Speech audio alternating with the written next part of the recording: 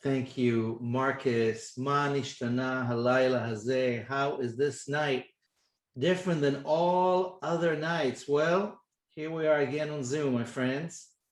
Happy, meaningful Passover for all those of you joining us.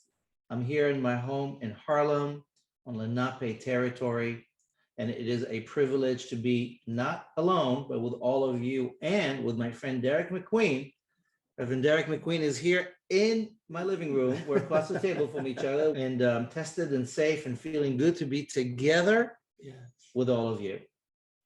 This is our second Passover rising to the challenge of COVID. And may this be our last, but whatever comes the future, this is present now. Marcus Holly got us started so beautifully with this nigun that he created for us, for the world, on how is this night different. So wherever you are tonight, whether you're home alone, whether you are with others, whether you are in your own home or in someone else's, let's just take a breath for the privilege of sitting here,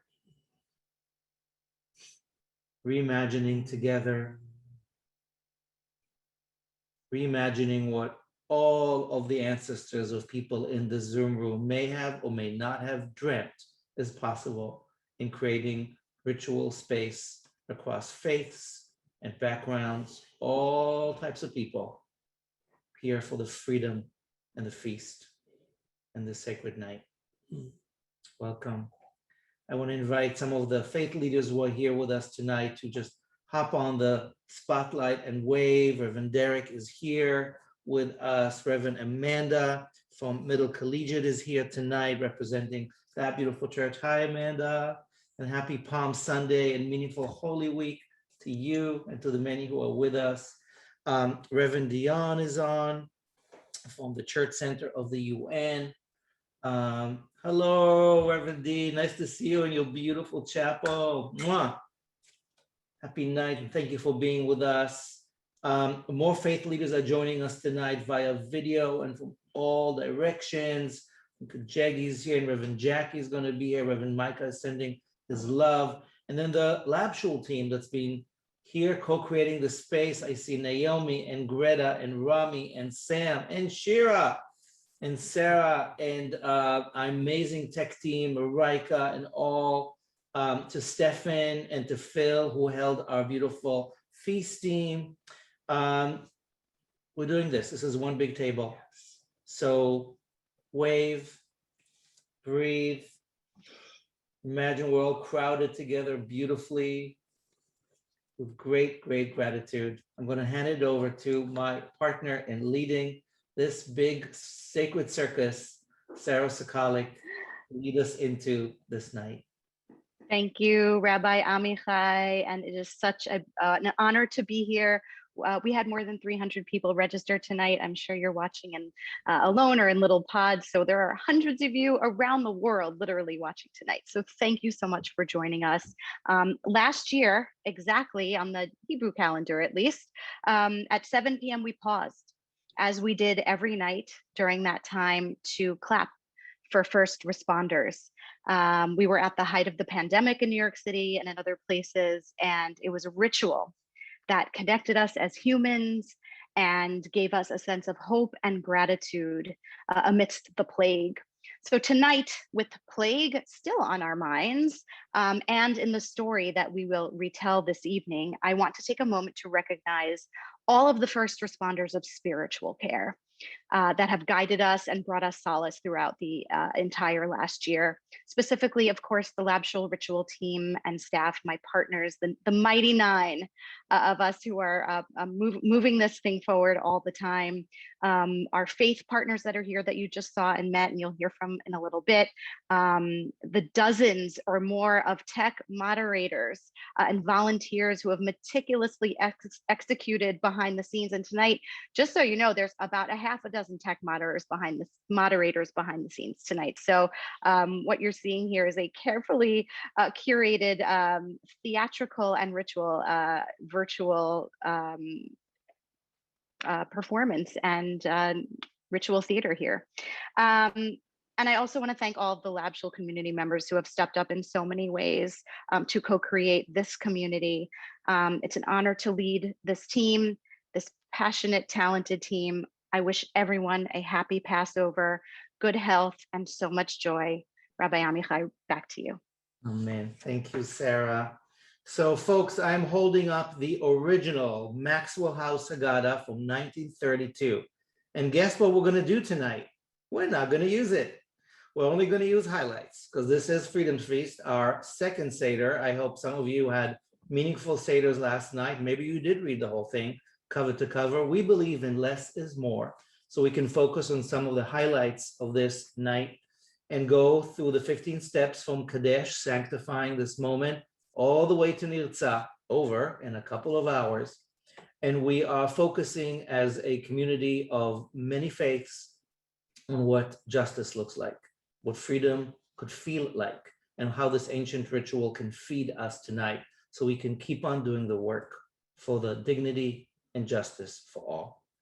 With that intention, with the privilege of being here tonight, yet again, we want to invite into our Seder and into our hearts all those who, as Sarah said, not only worked for our those who worked for us being here, but I also want to invite those who are not here. In this past year, many of us lost loved ones. Many of us know of others who, for so many reasons, are here in spirit. We have a chair at our Seder table for ancestors and teachers, loved ones, inspirations. Take a moment now to invite, with gratitude, all of those who crowd our Seders with love. This is a night of bittersweet. We will wrap it all together, as our ancestors have done for so many generations, and add a whole new spin. We're going to ask you to stay mostly muted so we can go through this. And the chat, as you can already see, is the river. The Nile River is going to flow here with a lot of life tonight. And we're going to start by lighting the candles. If you've got some candles, I'm inviting you to get them ready. If not, vicariously through our team, get them lit. And let's take one more breath. We are here now.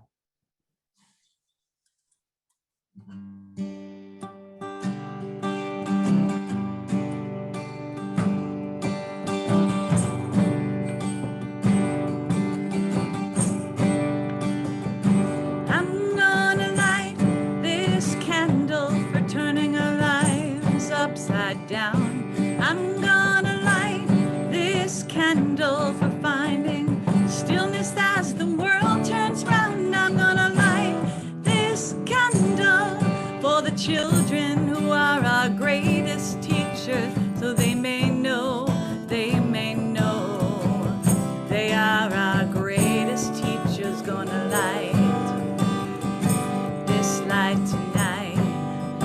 Yeah, I'm gonna light this light tonight. So we start with lighting, and we're going to actually light, we'll just say we're gonna light 3 candles tonight. We're gonna light the candles for the holiday. Even though it's the second night, we're gonna bring in more light tonight. And we're also gonna light a candle for memory.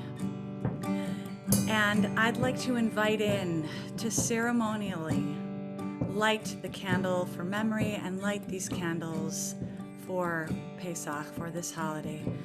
3 of our community members who are our Kaddish Club circle holders. They take care of this community when we really need it, when we experience loss and need to be in the land of memory. So I'm going to call on Lori Rothgale and Dina Friedman and Sandy Dubowski to light the candles for us as I bring in the blessing for tonight. And I'll invite folks, if there is somebody, as Amichai invited us to, that is that empty chair that we are remembering tonight, I invite you to bring their names and their spirits into our chat river.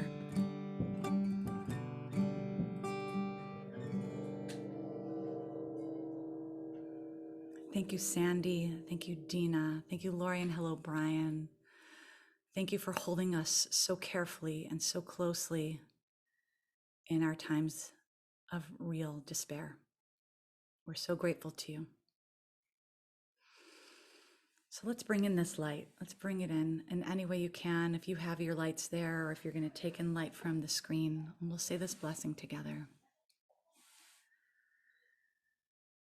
Baruch atah Adonai Eloheinu ruach haolam asher kitshanu b'mitzvotav v'tzivanu lahadlik ner shel yom tov. Thank you. Yeah, we're gonna light these lights tonight. Yeah, we're gonna light these lights tonight.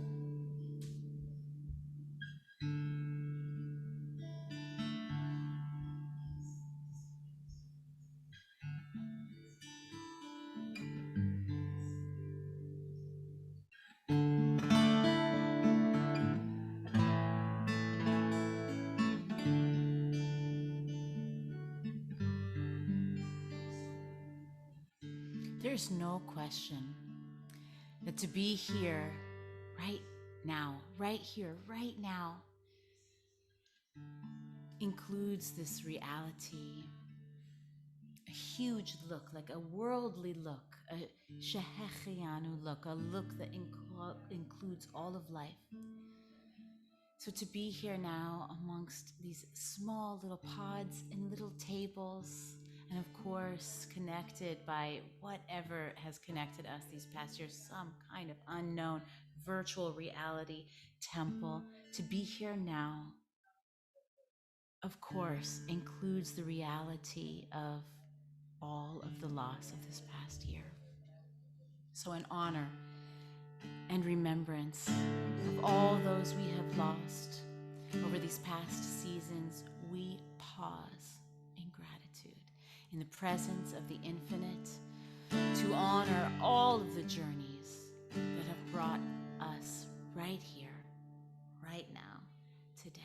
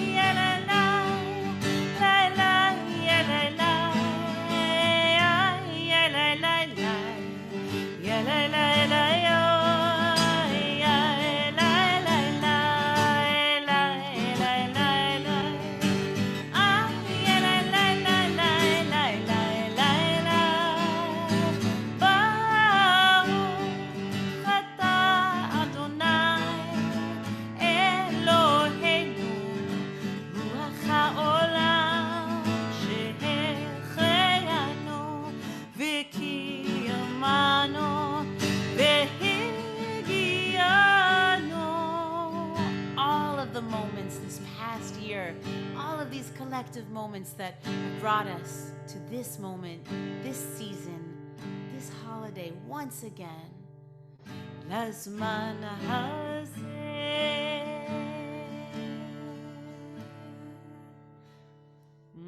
Amen, amen, amen, amen. It's incredible to be here together tonight. And with this moment, I am very excited to invite Beth Kaufman, who is going to bring us into the visual art, into the telling of the story through the Seder plate. Now, Beth is one of the members of the feast team, which is to say that Beth is a table maker. Beth holds space for us to gather. From so many of you were here for the feast team happy half hour this evening.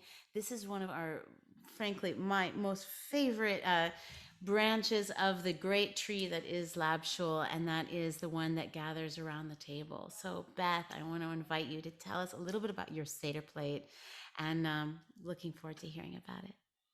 Oh, thank you, Shira.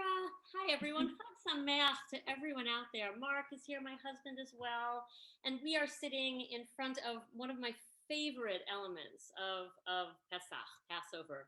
I love Passover in general because it's just, there's such rich, beautiful symbolism throughout the Haggadah.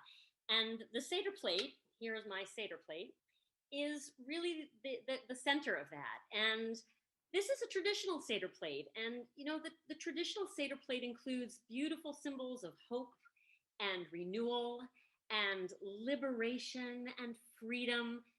But it's interesting because over the last number of years, you guys may have all begun to see that it's evolving as the Haggadah is meant to do. It's meant to evolve. And we have an ad that we include on our Seder plate, and that's this orange. And I'm sure many of you also have added oranges or maybe other things to your Seder plate. And, you know, these symbols, including this orange, express a broader, more modern view of the meaning of freedom and justice, especially when seen through the lens of progressive social action and inclusivity. And this orange represents inclusivity because it really represents, it's meant to acknowledge the marginalized people in the community who have been hidden and who need to be brought to the table. And in particular, the orange is specifically or originally meant to really bring the LGBTQ community to the table. The story goes, I did my research, by the way. The story goes that it all started in Oberlin, at Oberlin College, where they placed a crust of bread on the plate, on the Seder plate. And that crust of bread basically was put there saying there's as much room for lesbians in Judaism as there is for this crust of bread on this plate. And a professor named Susanna Heschel took that idea and she took it further and she adapted it and she brought an orange to her own Seder table. And that Seder table is really, again, to be eaten, to be focused on and then eaten communally. In solidarity with LGBTQ Jews who have historically felt marginalized by traditional Jewish practice and traditional Jewish community. So that's what's on my plate. And I'm just kind of wondering, please use the chat. If there's something else that you out there in Zoom land add to your Seder plate, we want to know. So I really welcome you to add that to the chat and I'll try to get to as many of them as I can. Yeah, so please, there's many other beautiful symbols that have evolved over the last number of years. And I'm really curious if some of you are acting on that. As far as the orange goes, you're meant to eat it, share it, take the sweetness of that juice, the sweetness of that orange, and share it around. And you're also supposed to then spit out the seeds. The seeds are really there, again, to represent your rejection of homophobia, your rejection of that which is hidden. It's meant to really express a movement against narrowness and prejudice and marginalization. So spit out those seeds as well this year. Don't just leave that orange sitting on the plate to rot. Okay, that's the point here. Active. So what do we got in the chat? Anybody else out there adding something to their Seder plate? Let's have a look and see. Oh, I love it. A vegan plate. Linnea Guerin, adds beets to their vegan plate, I guess in place of the shank bone. That makes sense, right? Still representing the blood, as well as an avocado. I love that, an avocado on the Seder plate. Cool, beautiful. And again, you know, we also talk about vegetarianism as a way of sustaining our planet. There's justice to be discussed around that as well. What else have we got? Let's see. Fair trade chocolate. Yes, fair trade chocolate is a beautiful thing to add. I happen to know a little bit about that too. The fair trade chocolate, once again, is really to recall that forced labor still exists today. Here we are talking about freedom from slavery, and there is still slavery in this world. Fair trade chocolate. One more. Let's see. We got one more. Ah, artichoke. Where's the artichoke? A smashed egg. Oh my goodness. What the artichoke represents the work it takes to get to the common heart. Beautiful. So many beautiful ideas, and that's the point, to take this tradition and move it forward. So with that, I'm going to give it back to you guys. We have a long program ahead. Thank you, Beth. Thank you, Mark. What a delicious entree. Friends, I have artichoke here for Derek and me because it's a really great first course appetizer. We never knew the whole thing about it gets to the heart. Love it. Love it. Thank you, crowdsourcing. We've got our vaccination cards. Both Derek and me bought ours. We've got a lock to think about all those behind bars, how we can work. I got a blood orange, because why not? And a whole bunch of other surprises you'll find about throughout the night. And now that we've got our Seder plate, this mandala of gastro-Judaic wisdom, we're going to raise some cups. First of all, whether you're drinking tonight, I heard there was some Bloody Miriams going on at the happy half hour. We started with a bit of Prosecco, I know. We're going to raise some cups tonight, one for each of us, whatever you want in your 4 cups for tonight. And we're also going to raise some special goblets, one for Elijah, the prophet, and all prophets, and one for Miriam, the prophet who led us in and out of this reality of Mitzrayim, the narrow place, with her music and wisdom and kindness. So we have invited Reverend Derek McQueen across the table for me to say a few words about the prophet Elijah, and we're going to invite Reverend Jan to say some words about Miriam. So I invite you to pour these glasses. Naomi's modeling, water for Miriam, wine for Elijah. Reverend Derek, over to you. Thank you so much. It is so good to be here with you all in this Passover, in this wonderful time. I've had a wonderful full day, but to end it here with you is truly, truly a thanksgiving to my heart, because I feel that in this moment with us together, in between our high holy days and our high times when we come together as community, that we are honoring the mystery that is allowed to build up and to swell in this moment. Much like the mystery that is around this entire troublesome prophet of Elijah, who never really died, but what happened and where are we with that? We leave chairs and we leave doors open for him to come. And yet there's still work for us to do while we wait for Elijah. So we call on all of the prophets. We call on prophecy itself. Prophecy, which is represented by this wonderful, wonderful goblet that Amichai is holding, Rabbi Amichai is holding and pouring into. I'm not going to pour the whole thing. But there is something beautiful about owning up to the prophecies and the prophets in our own lives, to walk side by side with this idea of Elijah. For me tonight, my prophet, whose words seem to be speaking truth to me more and more, my prophet, Audre Lorde. You cannot dismantle the master's house with the master's tools. She said that so long ago, and yet as we are seeing with movement after movement, it is time for us to be creative and to figure out and to be inspired by one another what it takes to change this system and not replace it with the same elements that we think that we're tearing down. So let us be in creativity and inspiration together, in art together, and know that inspiration, creativity, and art, that too is prophecy.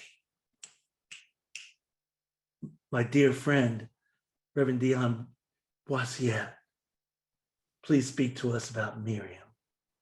Ashe, ashe, and amen. What a gift it is to be again amongst this entire family of faith and to be counted amongst the family. That is important, to be included.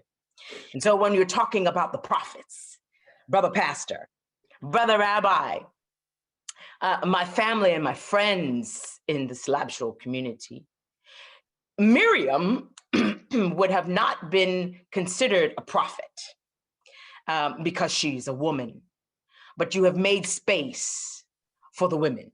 You have made space for those who were considered the last, the least, and the left out. Miriam and the dance. Miriam, as she continued to lead us to freedom. For me, I want for us to remember that liberation comes from within. Liberation comes from within. And so our freedom cannot come without those who dance and lead us out of bondage, like Miriam did. And she did not go alone. She went with the rest of the women and she brought us all towards freedom. And so I say freedom cannot come, liberation cannot come without the dance. We've got to dance, fierce dancing. It is required in this moment. And my prophet too, that I am calling on, the ancestor in which is speaking to me is Harriet Tubman. And the Harriet Tubman who said, I'm gonna live free or die. And so we too refuse to die, but we will live. Like Miriam led us in the dance, fierce dancing must lead us towards liberation. So I lift the glass to say, let us bring in Miriam. Let us bring in the Miriams that we have forgotten. Let us bring in the women and those who will join in the dance towards freedom. Ashe and amen. Amen. Thank you, Reverend Dion. Thank you for bringing Miriam and Harriet Tubman, for bringing Audrey Lubnack. Who is your prophet tonight? Who is your prophetic inspiration that you want to have at our Passover table tonight on this holy night? We invite you to put it in the chat. Let's see who else joins us tonight on this very special moment. And we're going to invite, while the names are coming in. Oh, I see Octavia Butler. Yes. And others are going to come in. Emma Goldman, John Lewis, RBG. Yeah. James Baldwin. All right. Keep them coming. Keep them coming. And we're going to invite one of our modern prophets, Anita Diamond, a dear friend and teacher, to give us an inspirational quote before we officially raise the first glass of our own for tonight. Passover is an exercise in collective optimism, which is another term for faith. Faith is not necessarily the same thing as believing in a God with a muscular arm and outstretched fingers. Faith can be a commitment to the unprovable proposition that it's worth the struggle to cross the next impossible barrier, to seek meaning in our lives, to try again to do justly and build a new kind of peace. We raise the cup. We rehearse our enslavement and liberation. We sing, turning disaster into dramaturgy. Wishing you all a very sweet Pesach. Huge privilege to have our friend Anita, who wrote this text that we've used at so many of our Seders, actually record this for us tonight from her home in Boston. And this brings us into this exercise in optimism by inviting us to officially raise the first of 4 cups of liberation on this night. And with each one, there's a new question we've come up with. And with each question is another invitation for us to lean in into what this ritual is all about. Not just recycle the past, but be fully present and ask these questions that will help us co-create the prophetic, moral imagination of the future we all want to co-create. So I want to invite my dear friend across the table over here, Reverend Derek, to help us by asking the question and raise the first cup of 4. We had some Prosecco before. I think we're going to move into Malbec. And who knows what else is tonight. But it's about the questions more than anything else. My dear friends, my dear community,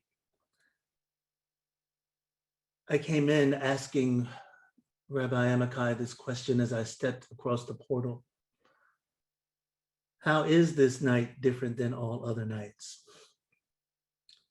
We always ask this question every year because it's significant to do so, to remember from whence we come and how far we have yet to go.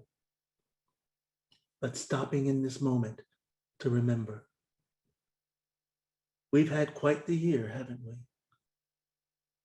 But still, while it seems like we're stuck in this running wheel, so much has changed in our world and in our lives. So as we ask that question, how is this night different than all other nights? Ask yourself this. What significant change has occurred in your own personal life since this time last year? Look inward. Name one meaningful, special way which you've grown or changed in this past year. Or ask, how has this world changed for the better or for the worse? We have the chat, of course. You can speak it around your small tables.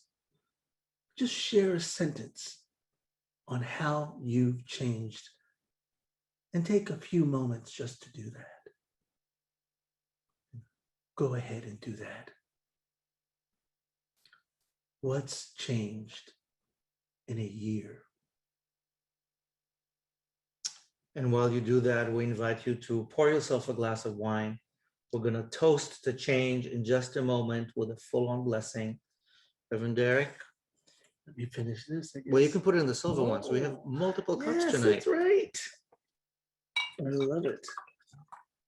Put it in you. mind. And as the answers are coming in the chat, Derek, I want to say in full transparency, our friendship this past year, but not just as friends, but also as people working together for the justice we believe in. That has deepened my life.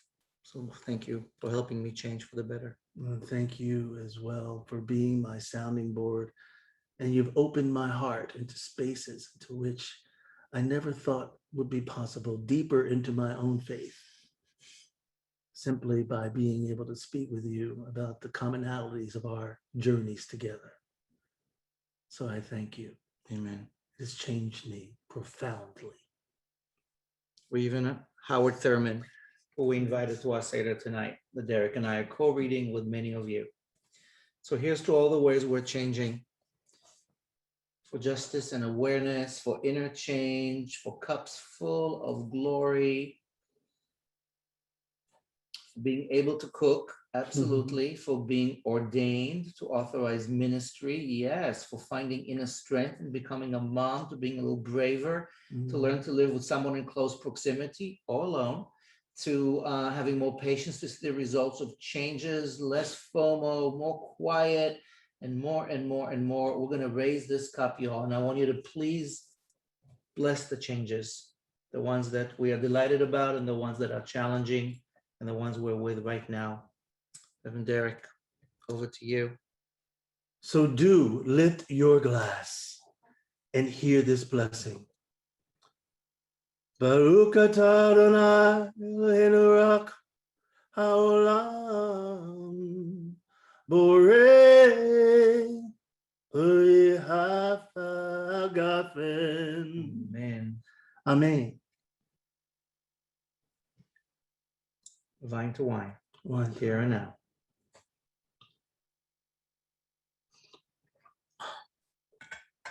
Pretty good. Very good. Very good. Which takes us, friends, into our next stop on tonight's train from Kadesh and sanctification. We're moving into Urchatz, ritual hand washing. We hope you've got your complimentary Purell.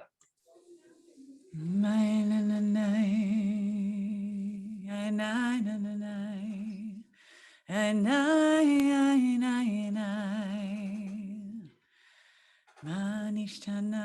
halayla zeh mikol halelot. I'd like to invite in my sister, Kujeji Kamara from the Muslim Community Network, to take us into this second stop on this freedom train.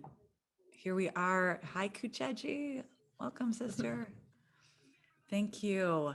And I know that hand washing is so central to both of our traditions. I'm wondering if you have an intention for us tonight. Greetings of peace and salams. Thank you all for having me here with you today. This is such a sacred night, and I already feel the divine here with us. In Islam, we wash our hands regularly. So the pandemic has started off something new, but for us, it's been going on for a while. We wash our hands as part of wudu as we head into prayer, and that is really about cleansing ourselves to a state of purity, really renewing our intention, reminding all the parts of our body that God has given us, that we're about to enter into a holy conversation with Him. This ritual wash in Islam is called wudu. It is a full wash. It involves the washing of the hands, the mouth, the nose, face, arms, hair, and we end with our feet. And this is how we prepare to be in conversation with God. And so with you all today, my family, as we enter into a holy conversation, let us renew our intentions. Let us open up our hearts and our minds and our souls, and let us wash our hands. I have a cup of water.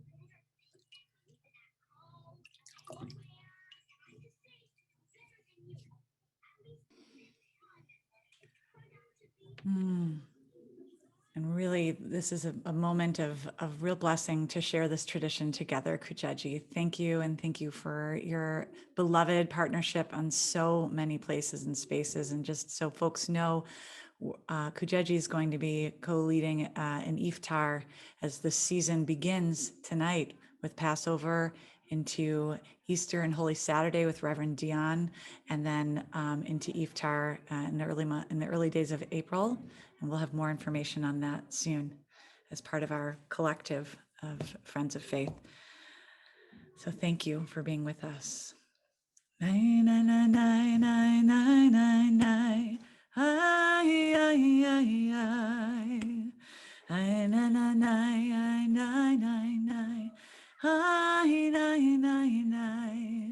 I want to invite in our incredible community member and partner, Amanda Lindner, to take us into our next stop. Do we have Amanda with us? There she is. Hi, welcome. Let's unmute you. Great. Hello, everyone. Sorry about that. I didn't have the unmute button availability. I am here to talk about karpas. So you may or may not know that karpas, typically represented as, well, many people represent it as parsley or another kind of herb on our Seder plates, is a Greek word for appetizers. Now, parsley is not exactly my typical kind of appetizer, but tonight I guess it is. I'll show you what I have on my Seder plate, because we were kind of going through it, and I don't have parsley on here, but I do have, I don't know if you could see this, but I do have some pea shoots, and that's something new on my plate. And I also have a beet instead of the shank bone, and I have flax seeds instead of the egg to represent rebirth and renewal. And I put a flower this year on my Seder plate as well to represent the beauty of liberation, and also as a reminder to look for beauty in pain, and beauty in sorrow, which I know a lot of us have experienced this past year. But I wanted to talk to you a little bit about different kinds of karpas in a way that relates to our earth and sustaining it. And one way in which I do that is by regrowing the different kinds of herbs and greens in my own home, in my kitchen. So I wanted to show off these scallions that have regrown just in a little jar of water on my windowsill, and I cut them down when I'm done with one of these little green onions or scallions, and I stick it in some water in a jar in my window, and they shoot right up. And I think it's a beautiful reminder that when we feel a bit cut down, that there is always room for regrowth and to keep going, just the way that these scallions do when they are cut down. I want to invite you all to take a little piece of whatever karpas you have, whether that be celery like Naomi, or a pea shoot like me, or parsley, or a scallion, and you have some salt water with you. I have mine here, and I invite you to, as you hold this in your hand and as you take a dip, think of this as a little piece of hope, and hope for renewal, regrowth, and hold it in your hand. You can close your eyes if you'd like, and if you're comfortable, just think about how light it is.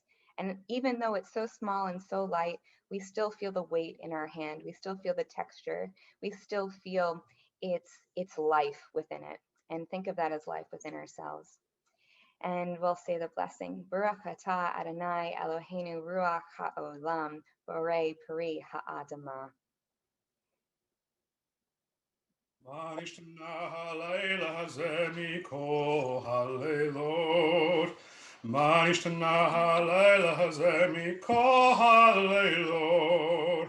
מה נשתנה הלילה הזה מכל הלילות? מה נשתנה הלילה הזה מכל הלילות?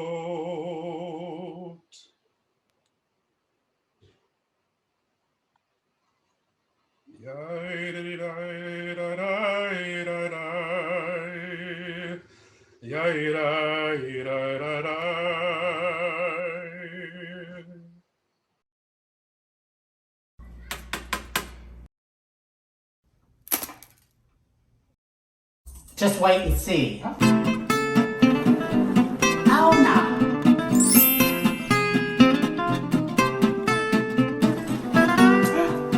Goldie.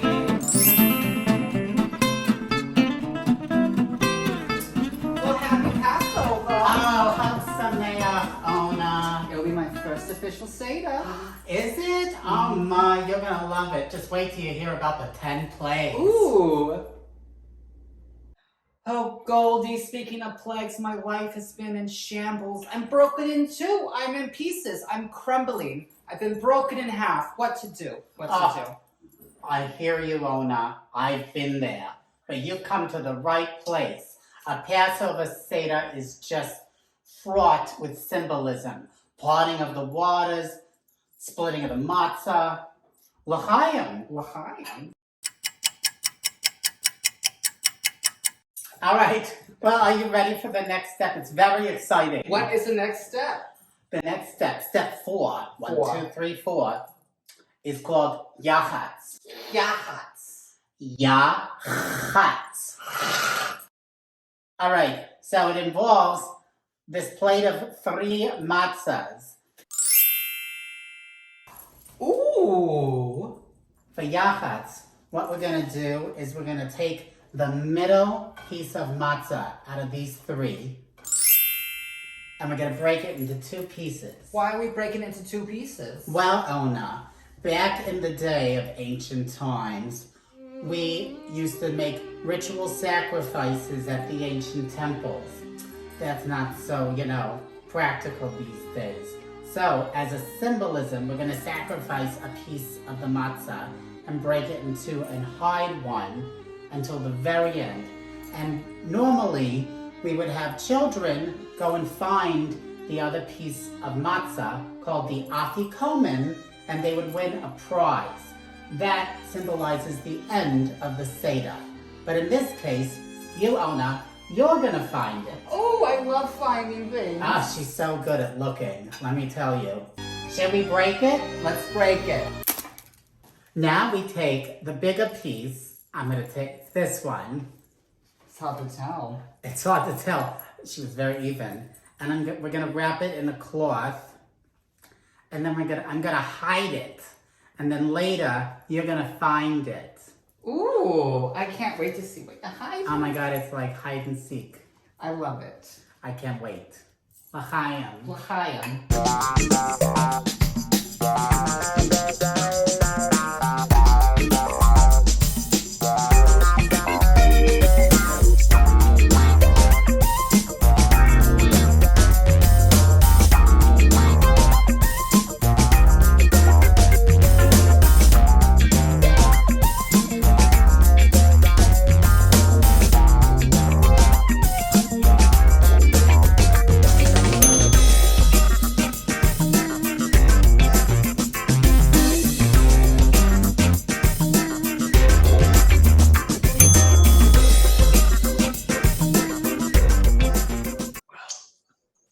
Well, I'm halfway through my artichoke here. And hey, Amanda, thank you for that green team shout out. I gotta say, the soup that we got tonight is made from vegetable stock from all the leftover vegetable peels that you taught me way back in April how to not throw away. Go green team, Amanda. And wow, Queens, that hidden matzah is gonna come back, people, in just a little bit, because you saw where Goldie hid it, but the rest of the people didn't. So we are holding up the middle matzah. I'm sure you'll never think about the afikomen the same way again. And that's the point, to make us not just like break this matzah into two, and I'm gonna let Sarah Sokalik and her family do it karate style. We're gonna really walk the talk of what this hiddenness is all about, so we can find some more ways to heal the world. Sarah Sokalik, over to you. Thank you, Rabbi Amichai, and thank you, Goldie and Ona. I truthfully could not do it better, and I'm a drag queen wannabe. But I will talk a little bit about yachatz. The definition means to divide. It is also Greek for dessert. Who knew? Traditionally, as they said, we break the middle matzah, we hide one half for the children, they collect reward. Sometimes the symbolism of yachatz is about the splitting of the Red Sea. Some people say it's a symbol of our own internal incompleteness and the work that we need to do to look for what's hidden in ourselves that we need to find to make ourselves whole. Tonight, Labshul is putting forth the idea that yachatz is recognizing the broken world that we all live in, and our obligation to and our duty to repair. So on your registration forms, all of you had an opportunity to include a name of an organization of your choice where you would like to see Labshul donate some of tonight's voluntary donations that you made to us for us to redirect them to an organization of your choice. And if you have any others that you hold near and dear to your heart, you are invited to place them in the chat now. Our beloved tech team will add them to this Google Doc, and we will come back to it later. I have my matzah. I have 3 matzahs. This is an embroidered matzah cover that my mom made. And there's 3 matzot. I'm going to take the middle one. Uh-oh. Yep. And I'm going to break it. I'm going to place it in this little afikoman bag, handmade DIY, care of my daughter's preschool from years ago that we still use. I'm going to place it in here. And this little red bag, you, believe it or not, will be the ones to find the afikoman. So during the rest of the Seder, I'm going to go around my house. I'm going to find a place to put the afikoman and hide it. And believe it or not, through the magic of Zoom, Labshul has figured out a way for you to find my afikoman. We'll talk a bit about that later. So while you are breaking your matzah and preparing your afikomen, I invite you to listen to our beautiful ritual leader, Greta Rosenstock, who will bring some intention to this moment. Greta. Thank you, Sarah. If you hear this message, wherever you stand, calling every person, it's time to make a plan. We're the generation, can't afford to wait. The future started yesterday, and we're already late. We've been looking for a song to sing, searched for a melody, searched for someone to lead. We've been looking for the world to change. If you feel the same, then go on and say if you're out there. Sing along with me if you're out there. I'm dying to believe that you're out there. Stand up and say it loud if you're out there. Tomorrow's starting now.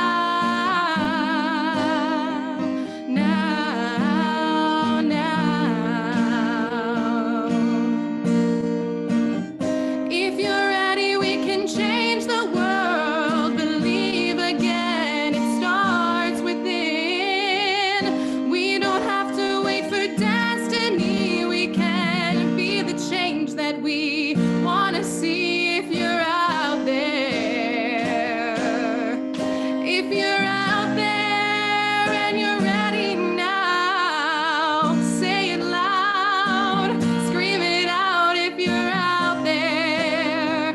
Sing along with me if you're out there. I know I can believe that you're out there. Stand up and say it loud if you're out there. Tomorrow's starting now. If you're out there.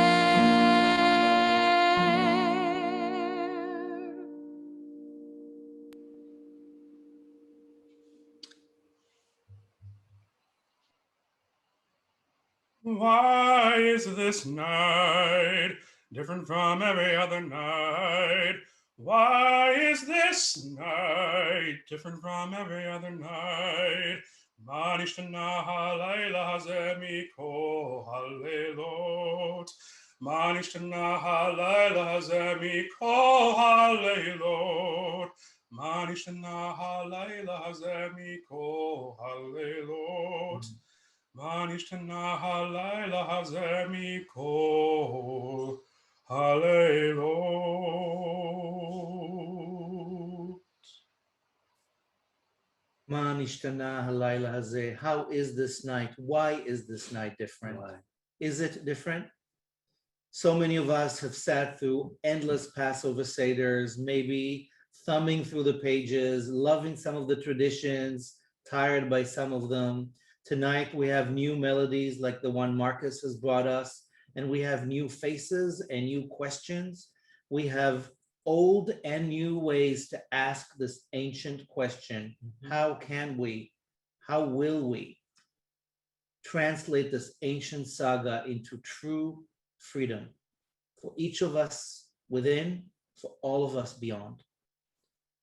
This has been a tough year, as Reverend Derek has mentioned earlier, not only because we have been in quarantine, but also because so many of us have woken up or reawakened to the reality and the brutality of systemic oppression, racism in this country, all over the world.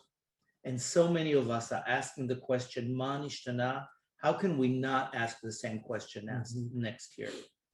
When I sat last night at a very small Seder, I was noticing that there's so many words in this Passover Seder. We're now entering the Magid. And the Magid is the storytelling. We've been telling these stories, recycling our traumas and our hopes. What will be like if we will take these words and these stories and truly interrupt them to not just be the old story, but open the door to a new story? And how can we find solace between the words to honor the enslavement that is in our DNA, whoever is in this room tonight? And what will it be like for us to ask new questions and tell a new story? We are so, so humbled and honored that on this night, leaders from our communities have stepped up to help us co-create a new Magid, a new way of telling, saying, asking, raising the second cup, and open the door to these new narratives of equity and justice, freedom and hope for all. Welcome to the Magid journey.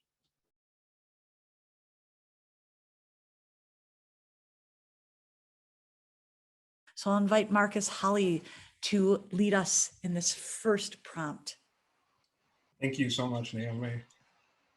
So friends, as we engage in sort of the ancient technology of our Passover Seder, we have this opportunity, a unique invitation to think about this night, both in its present, in its past, in its way past, in its future, in the way it will be, in the way we want it to be.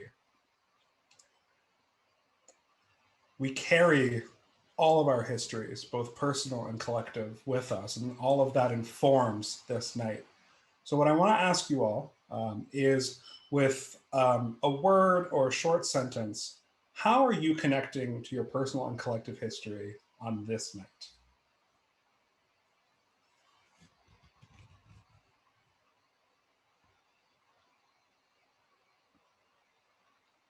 And while folks are sort of pondering that, I'll share a quick example that I had shared in my breakout room.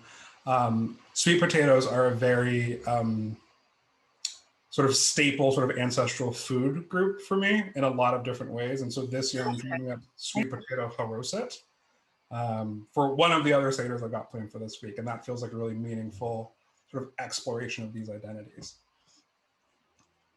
Okay, okay, now we're flying. So I'm gonna lift up a couple of these responses here. Okay, ritual and prayer, absolutely. I showed up even though I wanted to curl up and separate. Been there, feel that. Thank you for showing up with us tonight. Connecting to my personal history by making dishes that my mom made and carrying on the traditions she taught me growing up. That's beautiful. Carrying it forward for all of us. Thinking about slavery then and now, absolutely. I'm gonna read a couple more. I have all my people here in the room with me right now. Dad, Grandpa Jules, Grandma, excuse me, Selma, so many. And in a year where we've all been so isolated from each other, I bet that feels fantastic. Thank you for bringing us into that with you. Strength in community, absolutely. Food, yes, food. Remembering my grandparents, absolutely. Bringing those ancestors with us into these moments. I'll read one more. Allowing myself to be with everyone while mourning. Oh, thank you. That's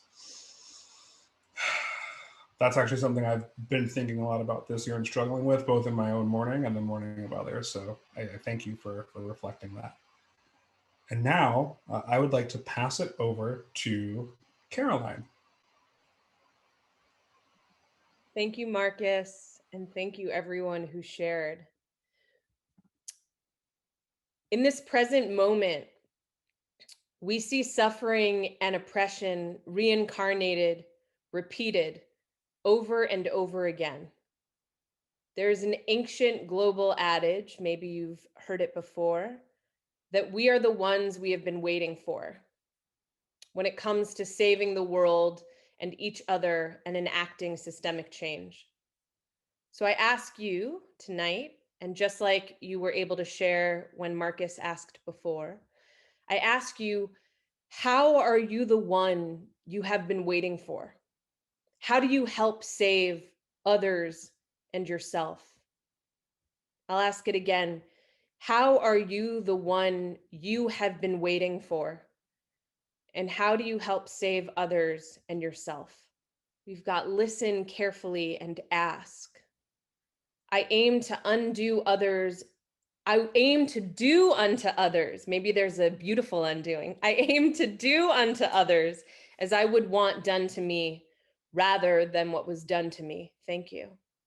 Being truly present with others, allowing them to feel truly seen in every interaction, as well as being truly present with myself, grounding myself in embodied wisdom. Beautiful. Teaching the Constitution to children in elementary school. Thank you. Showing up and deep listening. Next right action, next right action, next right action. Repetition. What a gift. Starting to make self-care a priority by meditating and eating healthy. And shout out to Prophet Audre Lorde, who was brought up earlier, who taught us so much about the necessity of self-care in our revolution and how integral that is to this work. I assist when asked and before I am asked. Mentoring, being the one who changes a deep history of trauma passed down through generations. Woo, I feel that one deeply in myself. I see there are so many, I'm not getting to everyone, but I'm doing my best. So I encourage you to take a look, if you're able, to what folks are beautifully sharing, trying not to chase what is not for me and walking towards community. I'll read one more. Pay attention to and honor my gut instincts in response to what I see in the world. I'm going to read that one more time. Pay attention to and honor my gut instincts in response to what I see. And I'm going to add a little added, if I may, what I notice, what I feel, what I experience in the world. Trust yourself, my friends. And with that, I'm going to pass it off to Kendall. Thank you so much, Caroline.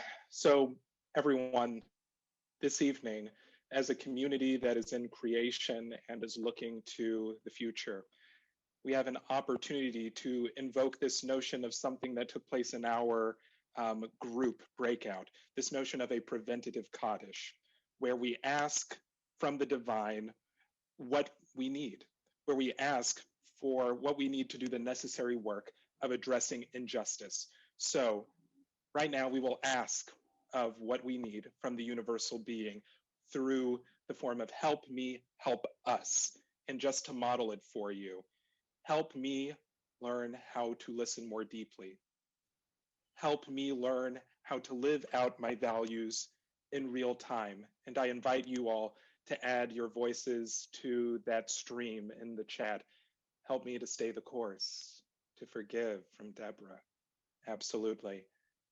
Help me to set a new bottom line on what it means to respect and care for each other. Amen. May it be so.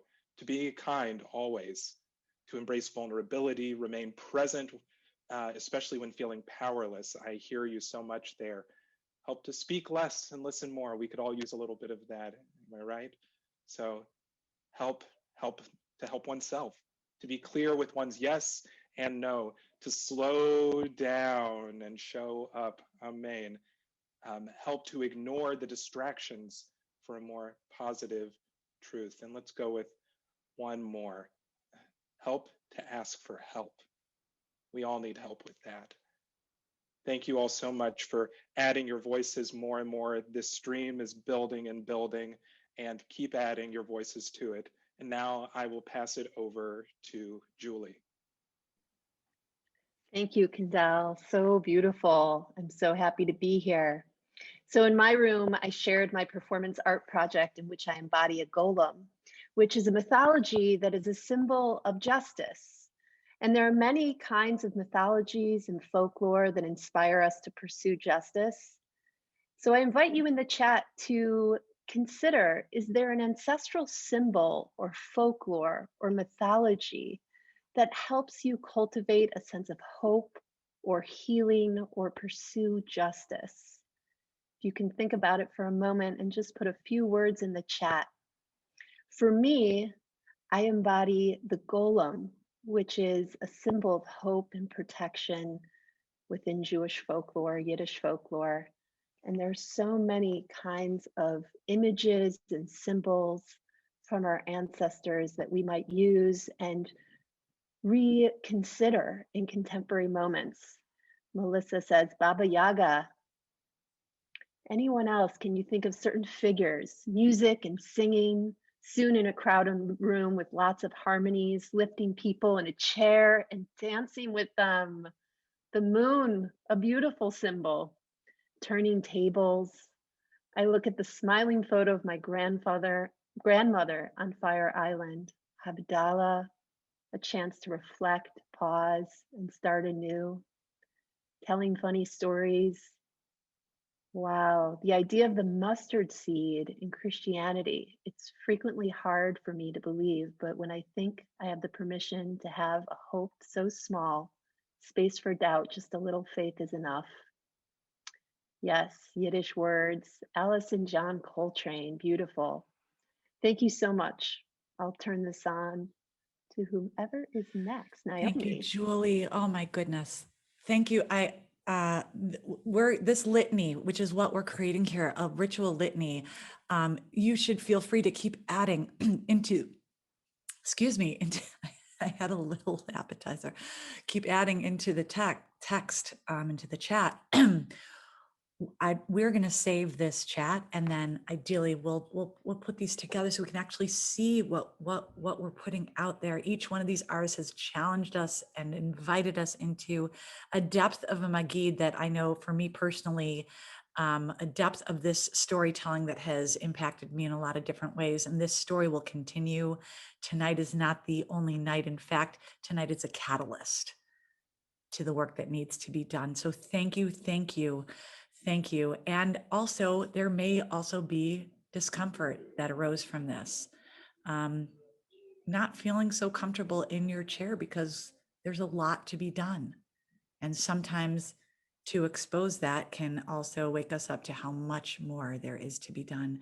And so I want to pass it to our dear friend, Sensei Koshin from the New York Zen Center for Contemplative Care, who will invite us in to holding all of this in a ritual purification moment of cleansing. Good evening, dear friends.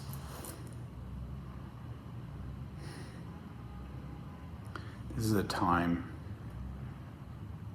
to reflect, to not wash our hands of what's happening, but to find how are we going to participate? How are we going to rise up together? How are we going to use our hands to be tender?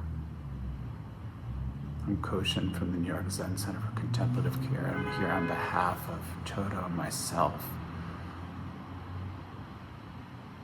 to lead you in a short meditation, allowing yourself to wrestle and not be done. To find the place that is comfortable in the discomfort, steadfast in what seems impossible. I'm just going to ring the bell. And just to hear the bell and to see how it vibrates in your own body. And we'll sit together for just a moment.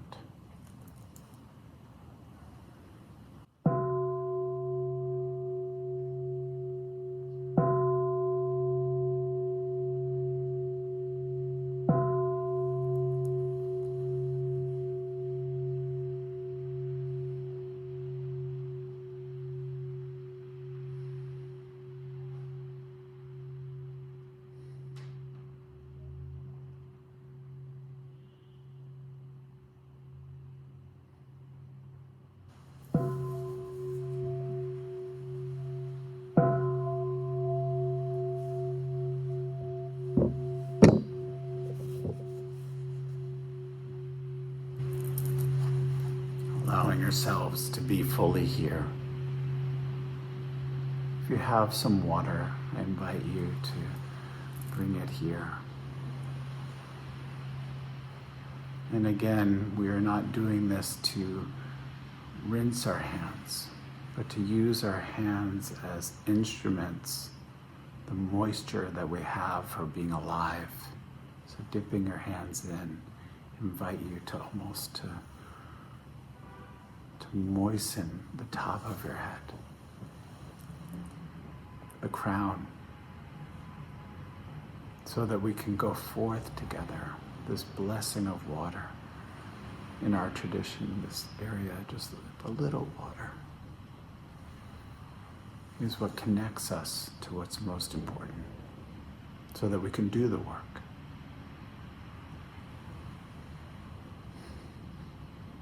In the prayer, a drop in the presence of the infinite. We treasure our sacred tradition, immersing our hands in the water of life.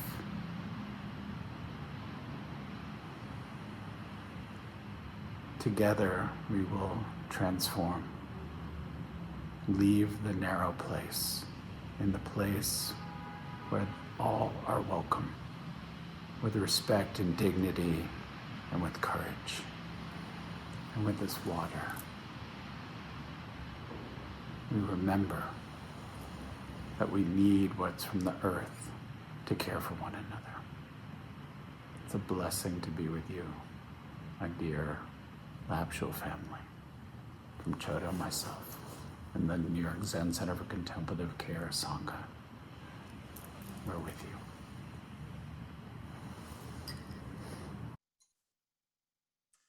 You know, folks, we could get used to this Zoom thing because we really get to feel each other, but you know, it is not the same. This time next year, may we all be together with the golems and the ancient secrets, with the tunes and the water that we really feel. And yet, here we are, entering step 7 on this beautiful night, Motzi Matzah. We've had some appetizers and soup, and we're soon ready to actually eat officially the matzah. And it's such an honor and a privilege to invite one of our partners, Middle Collegiate Church, down in the East Village, a historic old building that burnt down earlier this year, but that is rebuilding, not just the building, but the vision of an institution founded on and based on revolutionary love. Reverend Jackie Lewis is going to be sharing a few words with us, and Reverend Amanda Hambrick-Ashcraft, one of the leaders of the congregation. We've been together in so many ways as our Circle Up community. Most recently, we were together on the street outside Judson Memorial Church the day after the elections to keep raising our spirits together as a multi-faith community. Reverend Amanda, thank you for being here with us on this holy night, for you, for us, and Reverend Jackie. And let us celebrate this holy bread together. Thank you so much, Rabbi. It is a blessing to be here with you all tonight. I send my love and regards on behalf of all the Middle Collegiate Church community. We hold the Lapshul community close to our hearts, and it's an honor to celebrate these holy days together. And now I have the honor of introducing you all to Middle Church's senior pastor, the Reverend Dr. Jackie Lewis. Shabbat Shalom, friends, family at Lapshul. I'm Jackie Lewis, the senior minister at Middle Collegiate Church, and I am a longtime ally, accomplice, and friend of Lapshul. So honored to spend the beginning of this Passover with you. Blessed Passover to you. I'm inviting us to think now about Motzi Matzah, about the blessing of the bread. My mom and dad grew up poor in rural Mississippi. My dad said there were whole months when sometimes the basic meal for he and his sister was cornbread and milk. Quickly gathered cornmeal, tossed with some oil, and thrown in a pan and baked in haste. So they would have something like cereal for breakfast in the morning, but again, they'd have it at night, maybe with a baked yam. They were poor. It was the meal of poverty. It was a meal made in haste, so his mom could get out and work. He raised by a single mom. The matzah represents basic bread, the basic bread of poor people everywhere. The 19% of Americans that have experienced one or more person in the household being jobless because of the COVID pandemic. This bread of haste that you and I break because our ancestors lived in a narrow place in Egypt and escaped enslavement in haste. We remember the bread, we remember the simplicity, remember the basicness of it. And we understand that here we are tonight, but tomorrow we hope to be in freedom. So we raise this bread of affliction eaten by our ancestors when they were enslaved in the narrow place. We eat it, imagining all who are hungry and all who deserve nutrition and nourishment and care and love, and all who deserve freedom.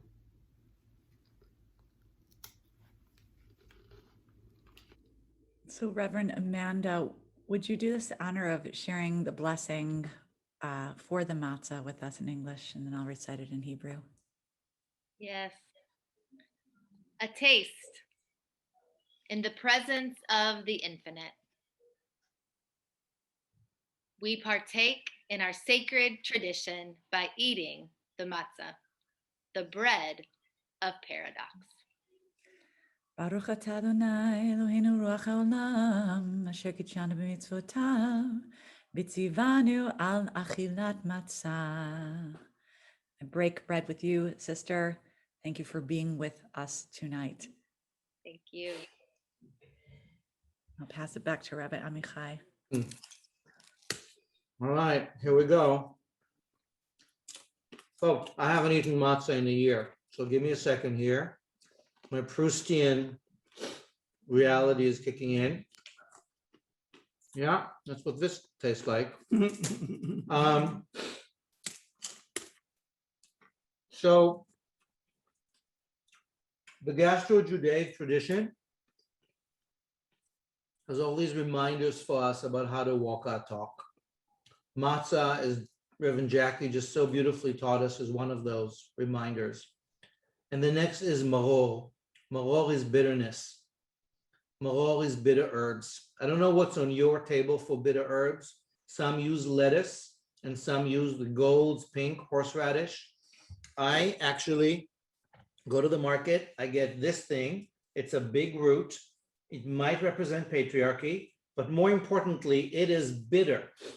And we grind it down. And what you get is a big jar of hot, spicy, bitter herbs. When I was growing up, one of my uncle's job, it was the only time of year he was in the kitchen, talk about patriarchy, was to grind down an entire root of horseradish, and he would weep while doing it and weep sevenfold when we sat around the table and ate this. This is not a customary little dip. This is take a full spoon, eat it, and cry, so that our bodies somatically experience some of these memories that we might not want to remember. But how are we going to heal and redeem if we don't pause to really feel what it's like? So before I say the blessing, I'm going to give Reverend Derek here a full teaspoon because he said he really likes it. We're going to watch him cry. Me too. All right, buddy, here you go. Okay. Can we add his spotlight? Yeah. So you can watch Derek weep. No, seriously, this is like wasabi material, people. Whatever you've got, and you can put in the chat, what's your maror tradition? When we say the blessing, this is for honest tears. May these tears be our redemption, and may we laugh as well. So, Baruch atah Adonai Eloheinu ruach haolam asher kiddushanu b'mitzvotav v'tzivanu al achilat maror. We treasure this masochistic, important, sacred tradition of eating this bitter root of hardship. Ready? Yes. God help us. Go. Holy shit. Oh! Oh, it's happening. I only ate half. for the record. Amen. Derek ate the whole thing. Okay, here I go. Wow. Yeah. To sweeten the bitter, my friend and teacher, Rami Avraham Efal, who's joined the Lab Shul team this year to get us into mindfulness, will help us wrap this bitter and the sweet deeper into this night. Welcome, Rami. Thank you, Brother Amichai, and thank you, Brother Derek, and everyone. Like Amichai said, my name is Rami Avraham Efal. I'm the rabbinic fellow here. And I'm mindful of the bitterness of this horseradish in my mouth right now. So just take a moment and notice that. And notice all of these different threads that we've been weaving together since the beginning of this Seder together. But really, these threads started long before that. So in a moment, what we'll do, we will take in, and we will really take in into our bodies, all of it. And it can be a lot. So we'll do it a little slow.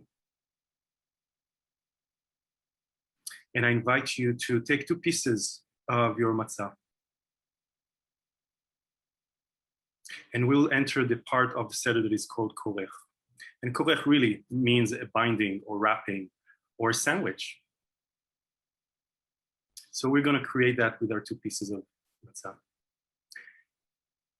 And I invite you to take a deep breath and with the tip of your fingers, take a few pieces of whatever maror you've just eaten and place it on your matzah.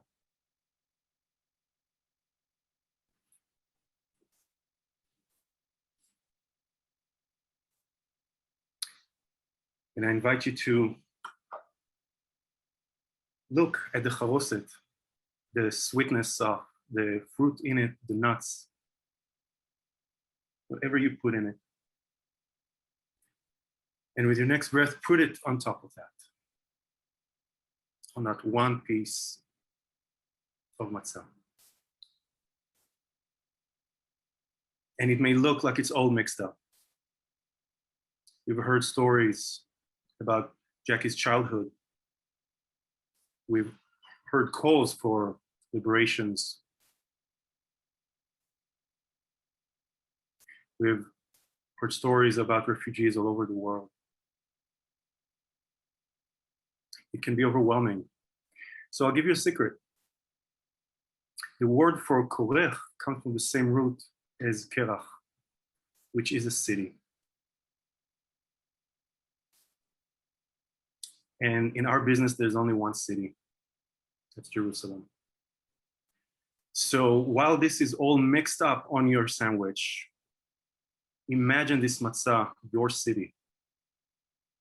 You are in charge. You are responsible. Walk its streets. Notice the refugee camp on the side of the street. Think of pass by the steps of the Capitol. Maybe you're passing a Black Lives Matter rally. Maybe you're passing the dance party that Reverend Dion invoked in the beginning. It's all together. And you have the capacity to walk the street. You have the capacity to be responsible for your Jerusalem. So I invite you to take another deep breath and place the last 2nd piece of the matzah on top, mindfully. You can notice your breath as you're placing it down. Notice your own body, your own hunger, your own needs, and everybody else's right now around the world, wanting to be fed. So let's take a deep breath, and in a moment, we'll eat it, but just put inside whatever you need to put inside, the sweet and the bitter.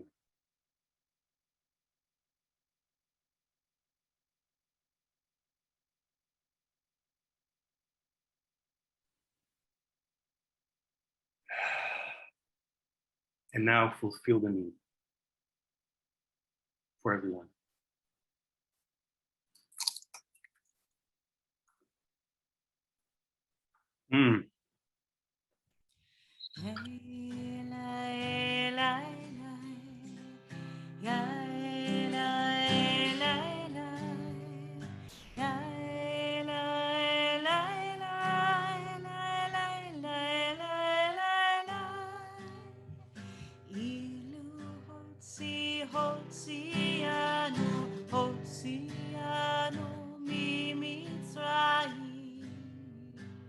If we were only blessed to have been guided out of narrow straits.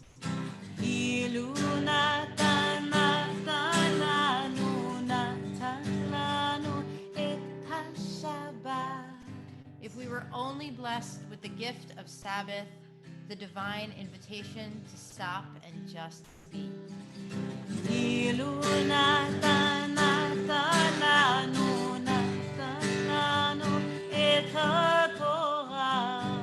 If we were only blessed to tell and retell the stories of our ancestors.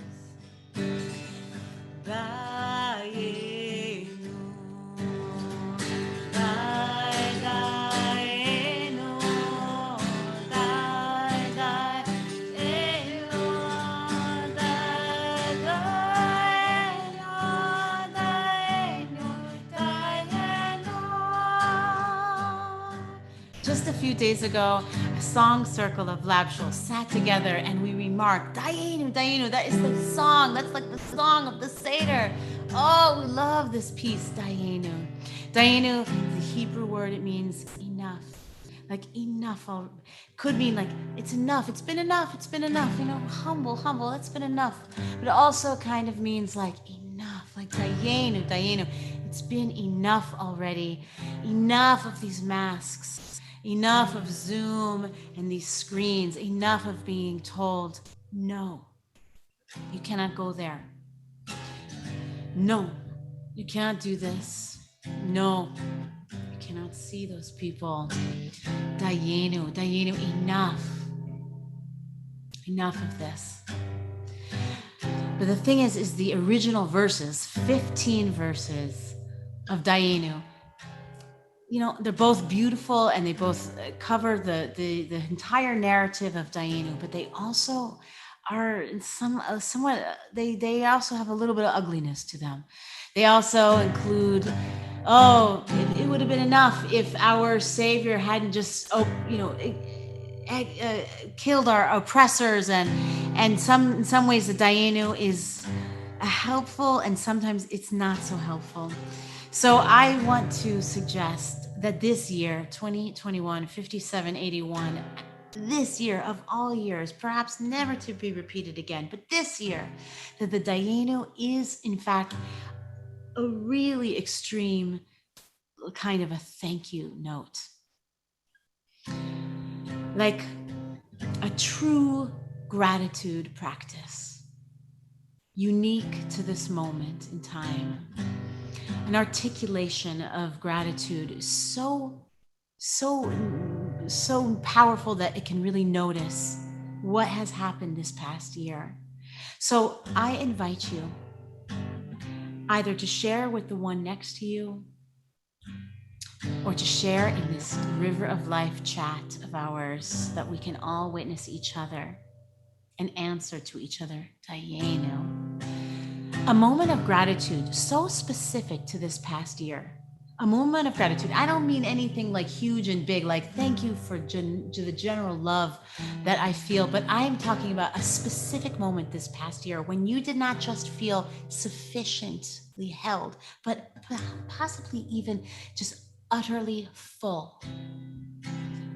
Let's take this slide down for a moment now, dear technicians of the world, and let's take some space for our community to just visit with each other, visit in the chat so that you can be seen and heard a moment of this past year that's like, this moment, this year has taken us to such extremes that we can truly experience with open eyes and open hands and open hearts wonder. and connection. So please take a moment now and share this moment. Yeah. What happened for you this year?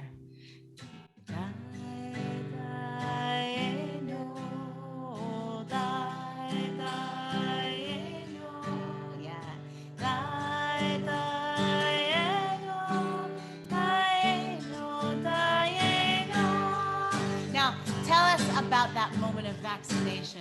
How did you get there? I know there's some gratitude associated with it. Yeah.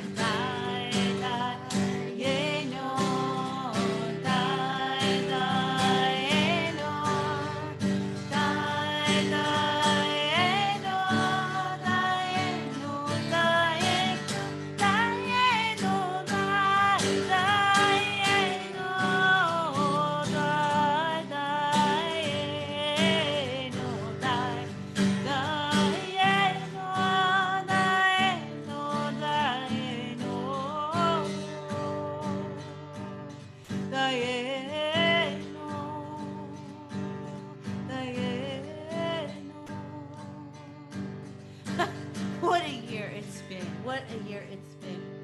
My heart cracked open a million times at this kind of Dayenu opportunity. Dayenu, Dayenu, Dayenu. I'm reading these Dayenus that come in the chat, and to each one I say to you, Dayenu. It's like a way of me saying to you, I hear you. So say that to each other, Dayenu, Dayenu, Dayenu, Dayenu.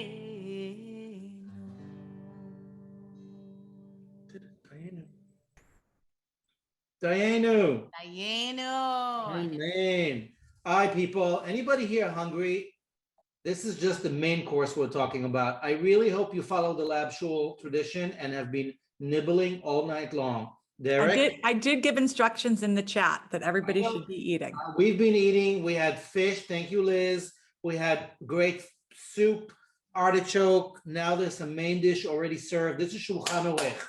If you haven't been eating, eat. We're running a little bit behind schedule, but we're right on time. So right now, I'm excited to invite our friend Susanna Perlman. If you haven't had matzo balls yet this holiday season, well, here's a recipe you might want to pay attention to. She's going to be entertaining us deeply for the next 10 minutes. We're going to go eat our food main course while we're at it. Stay tuned. Come back. We have a few more steps to wrap this beautiful Freedom Feast together. Enjoy. B'te'avon. Action. Hey everyone, it's Cooking with Perlman, Cooking with Perlman, Cooking with Perlman, making tasty delights. Cooking with Perlman, where she's covered in chocolate, high as a kite. Hey everyone, it's Cooking with Perlman, and it's Passover. And right now, we're gonna make my favorite matzo balls. Now, ladies and gentlemen, boys and girls, Ma nishtana halayla hazeh, ma nishtana ha matzo ball hazeh. That's what I say. What makes my matzo balls different from all other matzo balls? My matzo balls are microdosed. Ladies and gentlemen, microdosed. Do you know what microdosed are? Boys and girls, ladies and gentlemen, microdosing is the art of taking psychedelics into a very, very small little piece and eating it, or ingesting it, or whatever that will make you creative, focused, and happy. And who doesn't want to do that? All right, ladies and gentlemen, we're going to learn how to make matzo balls, and I'm going to give you some secrets and tell you how to put a little bit of microdosing into your matzo balls to make your Passover Seder so much fun. Because I don't know about you, but my Passover Seders can be kind of long, and everybody has their own interpretation, and somebody's doing shadow puppets. They are long as F-U-C-K. But ladies and gentlemen, this is how you enjoy your matzo balls. Okay, so we got a little matzah meal here. We got an egg, a beitzah, that's what it is. And we got some onions, we got a little oil, we got a little salt and pepper. Very easy. Now you can use the mix. you can. I'm not going to judge you if you use the mix, all right? You can do that. Mix has got a lot of salt in it, ladies and gentlemen. Salt, salt. I don't know what it is about the Jews and the salt, okay? You know, what's his name's wife turned into a pillar of salt. Leave it alone, move on, get over it, all right? It's bad for you. It's very bad for you. So I like to control my sort of little salt intake. So that's why I just go right from the matzah meal into the pot. All right, so first we're gonna take a little egg, crack it, put it in there. Okay, that's easy as pie. You know, my mother used to make a cooking class, and she was making some cake and something. The woman cracked an egg and put the shell in there. I don't understand, but everybody's got their own thing of cooking. All right, then you wanna boo, boo, boo, boo, boo, just stir it up there, get it in there. You know, I always like to do the egg first because, I don't know. It just is better. Then you want to put the matzah meal. I got a little matzah meal in there. Put it in there. Yep. Get it in there. You're always going to have a little schmutz. Whatever. Move on. Okay? Move on, you A-types. You're always going to have a little schmutz. Get it in there. Mix it up. Okay? And then you want a little bit of oil in there. For all of you A-types, I am making half the recipe. There is somebody who's going to write in. We're on Zoom right now, so someone has put in, wait, you're not putting enough in. I'm making half the recipe. Move on. Okay. All right. Get in there. Mix it up. Fantastic. Then you want to get a little broth in there. Get a little of the broth. I made some broth here.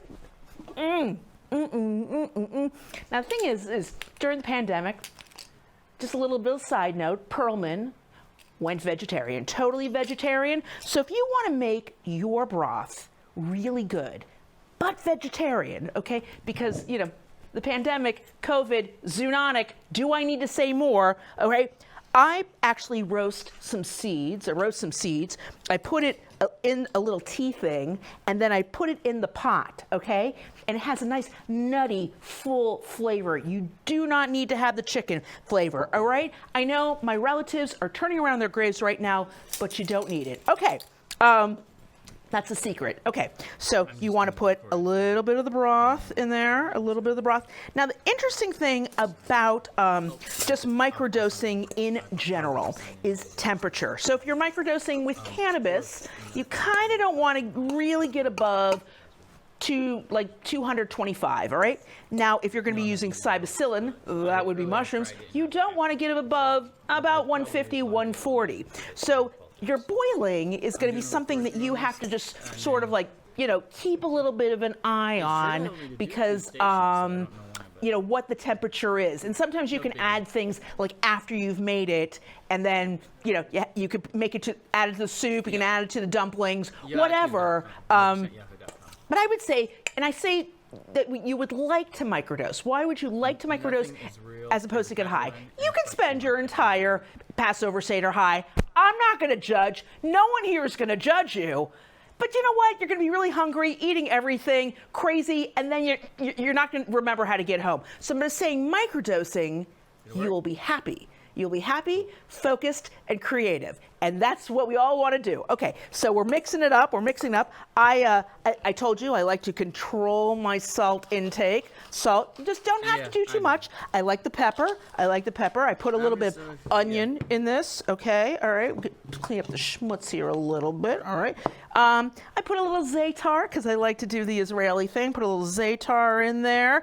I also really love this stuff. It is a Spice Supreme, makes a salt-free seasoning which has all sorts of fun and goodness. You can just get it all in there.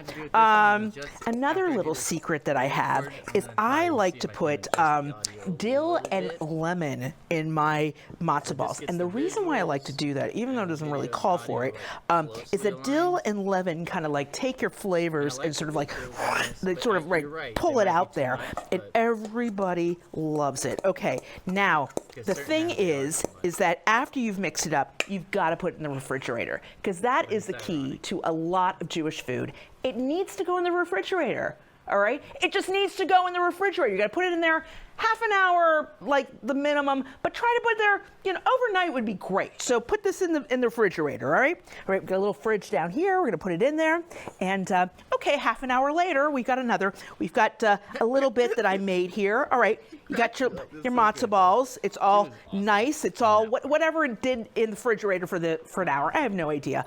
And then you want to wet your hands and then make your little matzo balls. Yep, make your little matzo balls. Make your little matzo balls. Put a little water in. Okay. Wonderful. Okay. Now, I don't make them too big. Some people like to make them big. I don't like to have like a matzo ball with a lot of oomph, a hard matzo ball. I'm into the floaters. I like the light and fluffy stuff. So I make them nice and small. And then you get a little boiling water, which I really don't have here right now. But, we're going to play Let's Pretend. And you just drop it into boiling water. Drop it in like you're dropping into boiling water. And then you want to simmer it. You want to bring the temperature down so it's just simmering, all right? You don't want to overboil it. You're just going to do it for maybe 10 minutes so they all rise to the top and and that makes your perfect matzo ball. All right, you're done. You want to microdose. So the thing is I say you can put oil into the soup. You can put your cannabis into the oil that goes into the matzo ball. You can do the either or of that. You just have to watch the temperature. Now, if you're going to work with cybacillin, you got to be a little bit more delicate because it's a little bit more sensitive to light and heat. So you want to wait until you finish your matzo balls. It's a little bit more room temperature or lukewarm, and then add your mushrooms. Now, I would also say a little secret here, a little Perlman secret. Mushrooms, a little hard on the stomach. It's a little hard on the stomach. Jews, we don't have the greatest stomachs in the world. However, I have discovered a little workaround. I put my cybacillin in a probiotic. I know, that's genius. I really could make a lot of money, and somebody is watching this and patenting it right now. You can't patent an illegal substance. Sorry, guys, not yet. It was my idea. All right, and then you can either add the cybacillin to the broth, or you can also add it to your matzo balls. You can infuse them and then serve them. Now, when you warm it up to serve to people, you do not want to boil it. You just want to bring it to a little bit of a warmth and then serve it. And then everyone will eat it, everyone will be happy, and they'll be so glad you came, and they'll be there for 20 hours talking and laughing and being creative. And isn't that what you want? Thank you for joining me. It's been Cooking with Perlman. Thank you. Good night. Amazing, y'all. I don't know about you all, but I think I know I'm going to be cooking later this week and next year in, I don't know about Jerusalem, but with Alice in Wonderland. I hope your dinners are good. Rami, I don't see you eating there, but hopefully you got some. Find a look around, snoop at people's plates. Amy looks busily eating. The Botwicks are chewing something. Reverend Derek, what are you eating? Are there any some potatoes? Lamb and some rice and some peas, and there were so many other things on there because I opened the door and then I started to look it. And I said, hey, Rabbi, what's all this stuff you're cooking? Oh, that lamb and no potatoes just ain't right like green tomatoes. Here I'm feeling all a pulling for that lamb and no potatoes. Oh, that lamb and no potatoes. Take that food all out to the gators. Yes, well, hold me steady, because I am ready for all this lamb and no potatoes. Now, I don't think that peas are bad. With lamb, almost anything goes. I looked into that pot and said, well, all right, because Rabbi, this food looks out of sight. Oh, all that lamb and no potatoes just ain't right like green tomatoes. For Rabbi, I'm streaming, I'm really screaming for more of these lamb with no potatoes. Welcome back. Well, it's true, ladies, gentlemen, and the rest of us. Reverend Derek McQueen just had one of the best lamb chops on the planet. I ordered it in. My kitchen is pescatarian. We made really great peas and rice, no potatoes. Marina, the charosset was amazing, and we can't wait for the dessert. Thank you. Yeah, we've all suffered enough. Let's eat. And now that we have hopefully finished most of your main dish, it is time to figure out, oh, Goldie, Goldie, what'd you do with that matzah? We got to find that thing. Una, Goldie, what's going on?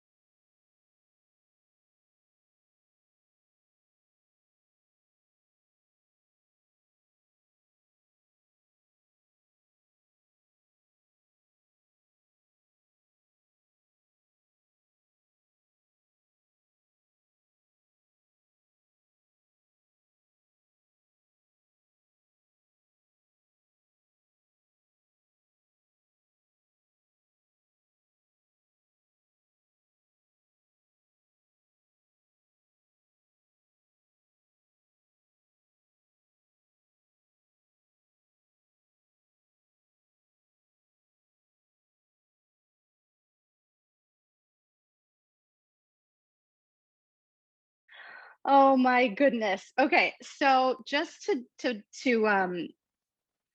go another direction, I'm brought back to my theater school upbringing, and like they always said, never follow children, never follow puppies, and now I think it's never follow drag queens because I'm following the drag queens twice. So Goldie and Ona, thank you so much for that beautiful revelation, and a toast to you. So we're up to our third cup.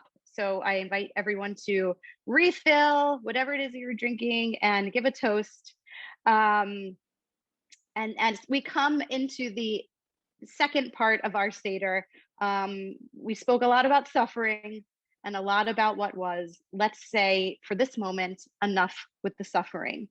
Let's ask ourselves, what can we do to come out of suffering? What holds us back from finding more freedom and justice? How can we collectively take on the pharaohs within ourselves and beyond and make this world better for all? So remember the list of organizations that we came up with, and thank you, Goldie and Ona, for adding some as well and giving up the Botox account. Okay, that's like the Botox fund is, I know it's sacred. So now we're going to find the afikomen. If you can remember that I broke the middle matzah and I hid the afikomen, now is the time for you, our Zoom participants, to find the afikomen in my home. How will you do that? We'll just hold on. Cue, you're going to watch a video. We're going to cue a video. You're going to watch. There are going to be 8 places where I may have hidden the afikomen in my home. And we're going to close the chat while the video is on. We're going to reopen the chat as soon as the video is off. And the first person to put in the chat where you think the afikomen has been hidden gets to decide where we redirect funds. Maybe we'll pick 2 or 3, the first 2 or 3 winners. How about that? Okay, so lock the chat, please, moderators, and roll the video.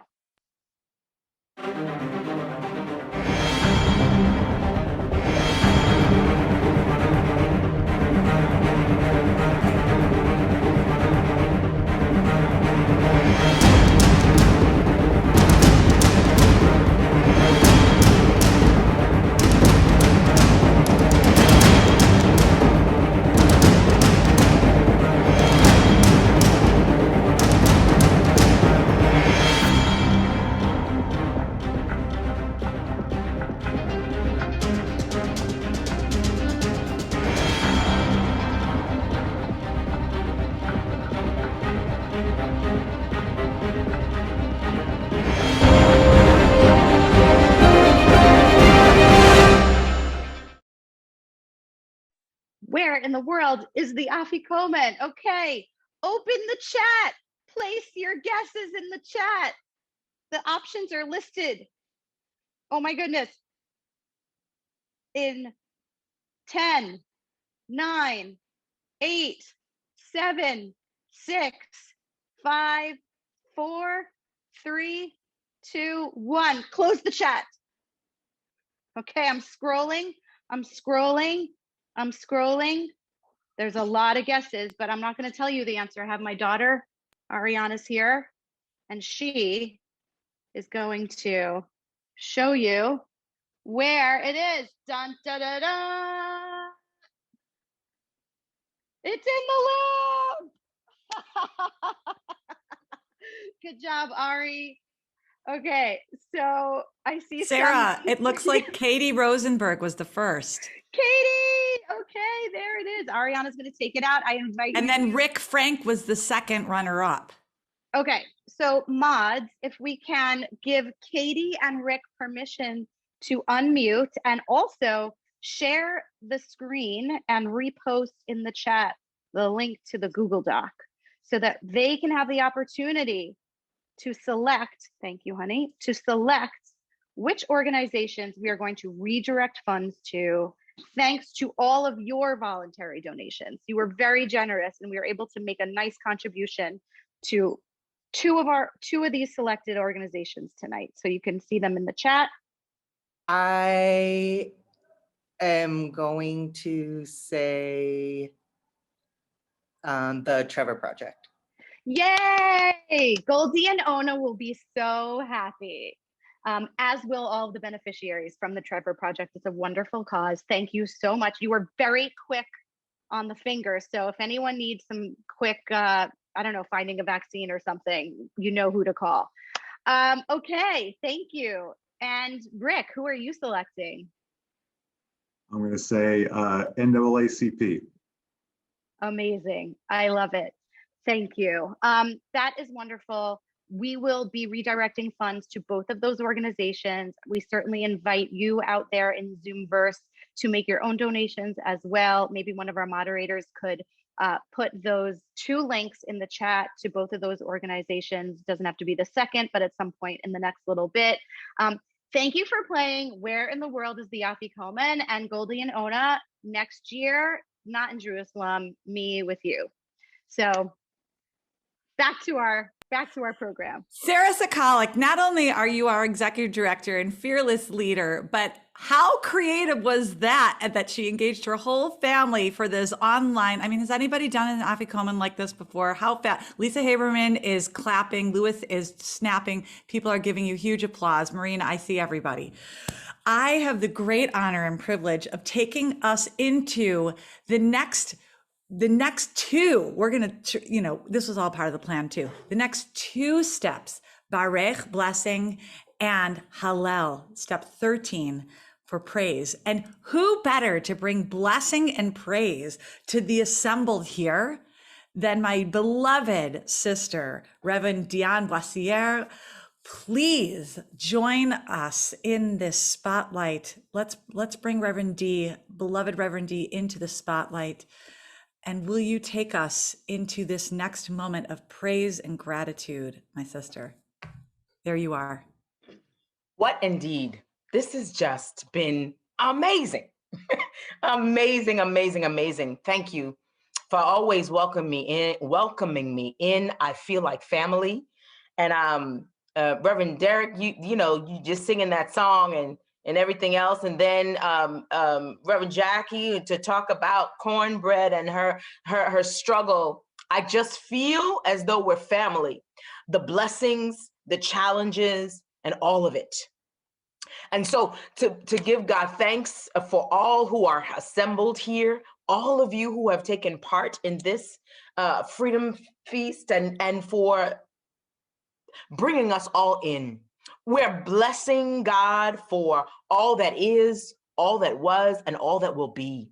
For every comrade and all of our allies, for every obstacle and every opportunity, for that which was bitter and for that which is sweet, for the goodness and the challenge, for the healers and for those who are helping us find hope, for those who liberate and for those who lift. We bless God for you. It is Khalil Gibran that I want to bring out in this moment. He is a Lebanese writer, one of my very favorites, and my favorite of one of his books is called The Prophet, if you've not seen it. He was also a writer and a poet and a visual artist and a philosopher, and that's what made me think of him in bringing all, because of such a rich gathering during this Seder. And he writes this when he talks about gratitude. And this is his quote: "For in truth, it is life that gives unto us life. While you who deem yourself a giver, but a witness, and you receivers, and you are all receivers, assume no weight of gratitude, lest you lay a yoke upon yourself and upon the one who gives." The gift of gratitude is one we should never overlook, and I give God thanks for each and every one of you. The blessing now, as we come, there's one last text before we say, and when we gather in community and we sing and give God praise for all that is and all that will be, we say the highest praise, hallelujah. Hallelujah for all that is. Hallelujah, the highest praise. Hallelujah, the praise is in our lips. The praise is in our body. The praise is in our work. The praise is in the dance. The praise is in the bitter and in the sweet. And so in order to do this, there's one scripture before I want to share a little song with you as we close. But there's a scripture that is from the New Testament that I want to lift up. And it's in the book of Philippians.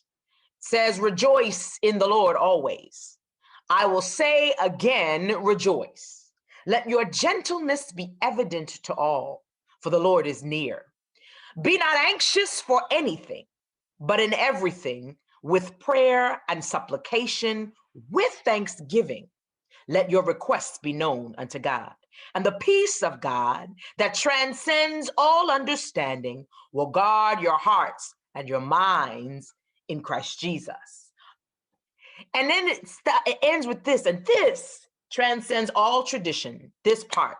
Finally, family, whatsoever is true, whatsoever is lovely, whatsoever is right, whatsoever is just, whatsoever is admirable, whatsoever is excellent or praiseworthy, think on these things. And whatever I have learned or received or heard from you or seen in you, let us put that into practice. And the God of peace be with you. And so that is the text I want to leave with you. And then I want to ask you now, before we go into this hallelujah praise song, the song of blessing, I want for you just for a moment to think about all the stories that have been told this night. Think about the stories Reverend Jackie had told about her father and growing up. Think about the stories of tragedy and hope. Think about for me, I think about the Ma'afa, or the transatlantic slave trade. I think about the ancestors in the hull of the ships. And I think about what they must have been thinking about, trying to survive. Think about how I got over those songs. Think about the stories that were told of hope. The stories that we heard about making different recipes, the story that we heard about the different Seder places. And I want you to invite you to close your eyes just for a moment and remember, with gratitude, with thanksgiving, with whatsoever is praiseworthy. Think about that. What blessed you tonight? What nourished you? If you would just add it into the chat, what nourished you tonight? What were your favorite smells and tastes, your favorite flavors, words, favorite moments? Put it into the chat. Enter it in there. Yeah. The songs, the mixture of sincerity and good humor. What were your favorite moments? Many of the faith traditions coming together. Yes, the humor, the multiplicity of voices and prayers. Yes, the beloved community, the music. Yes, the Zoom boxes with feeling. Yes, seeing the smiles. Yes, these are the things, the creativity, the song, the diversity, the hope. Yes, the joy, the thoughtfulness. Yes, the diversity, all the eyes. Yeah, the inclusion, being with your family. All of these things, the connections, these are the things in which we should be feeling gratitude. Yes, the devotional practices, everyone's words of people, walks of life, sharing, the listening, the lamb and the potato song. Indeed, yes. Brother Derek, we're gonna have to tape you on that one. The joy and the diversity, yes. This is what it's like being around the table. This is what it's like being around the table. And I look forward to being around physical Seder table with you the next time. So now there's a song of blessing. Yeah, there's a song of blessing. And for us, I know, Pastor Derek, you would know this song too, and some of you may not know it, but the words are simple. It's, we're blessed in the city, we're blessed in the field, we're blessed when we come and when we go. We cast down every stronghold. Sickness and poverty must cease, for injustice will be defeated. We are blessed. Okay, so now usually this is a call and response song. So I'm going to ask you to, yes, we're blessed in the city, right? We cast down, sorry, it's not kept, but we cast down every sickness and poverty must be defeated. Yes, yes, yes. So now I'm going to sing it along with you and I want you to move your body to it. Yep. And we are blessed. I say blessed, you say blessed. Blessed, blessed, blessed. Blessed, just write it in the chat. Blessed, blessed, write it in the chat. Blessed, blessed, right, blessed, we're blessed, blessed, blessed. We're blessed in the city. We're blessed in the field.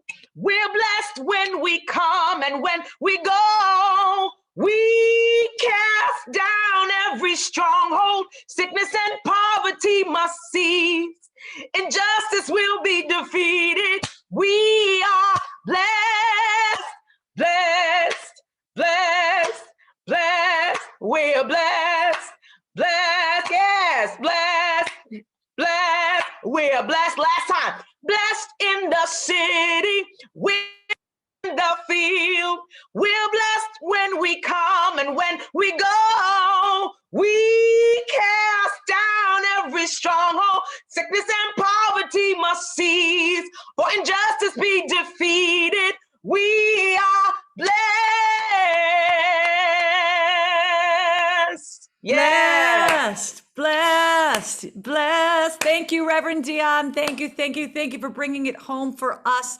Seriously, I mean, I don't know if you could see all the chats, but my goodness, you have lifted us in so many moments, and thank you, thank you. Wow, sticking it out to the end. Good for you. Way to go.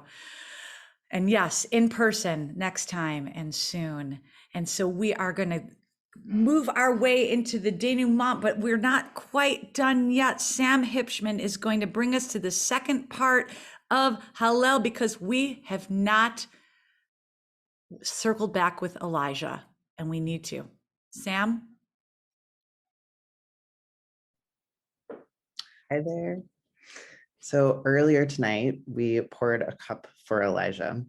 That cup is a container. It's a vessel for what Elijah symbolizes, which is the incredible possibilities of our unknown future. Right now is traditionally the part of the Seder where we open the door to that spirit of change and possibility. Tonight, I want each of us to imagine ourselves as that cup, that container, as manifestors who will bring our future into reality. So I'd like you to open your front doors if you can, bring in the breeze of change. And when we come back together in just a second, let's take one deep breath together and create openness within ourselves to bring about that change. So I'll give you just a second to open up your door and come and join me. And let's take one deep breath together.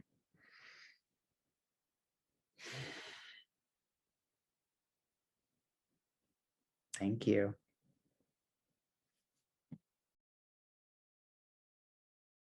Thank you, Sam, for holding so much of our community in so many ways. And so, Marcus, will you sing that refrain one more time for us as we go into the home stretch?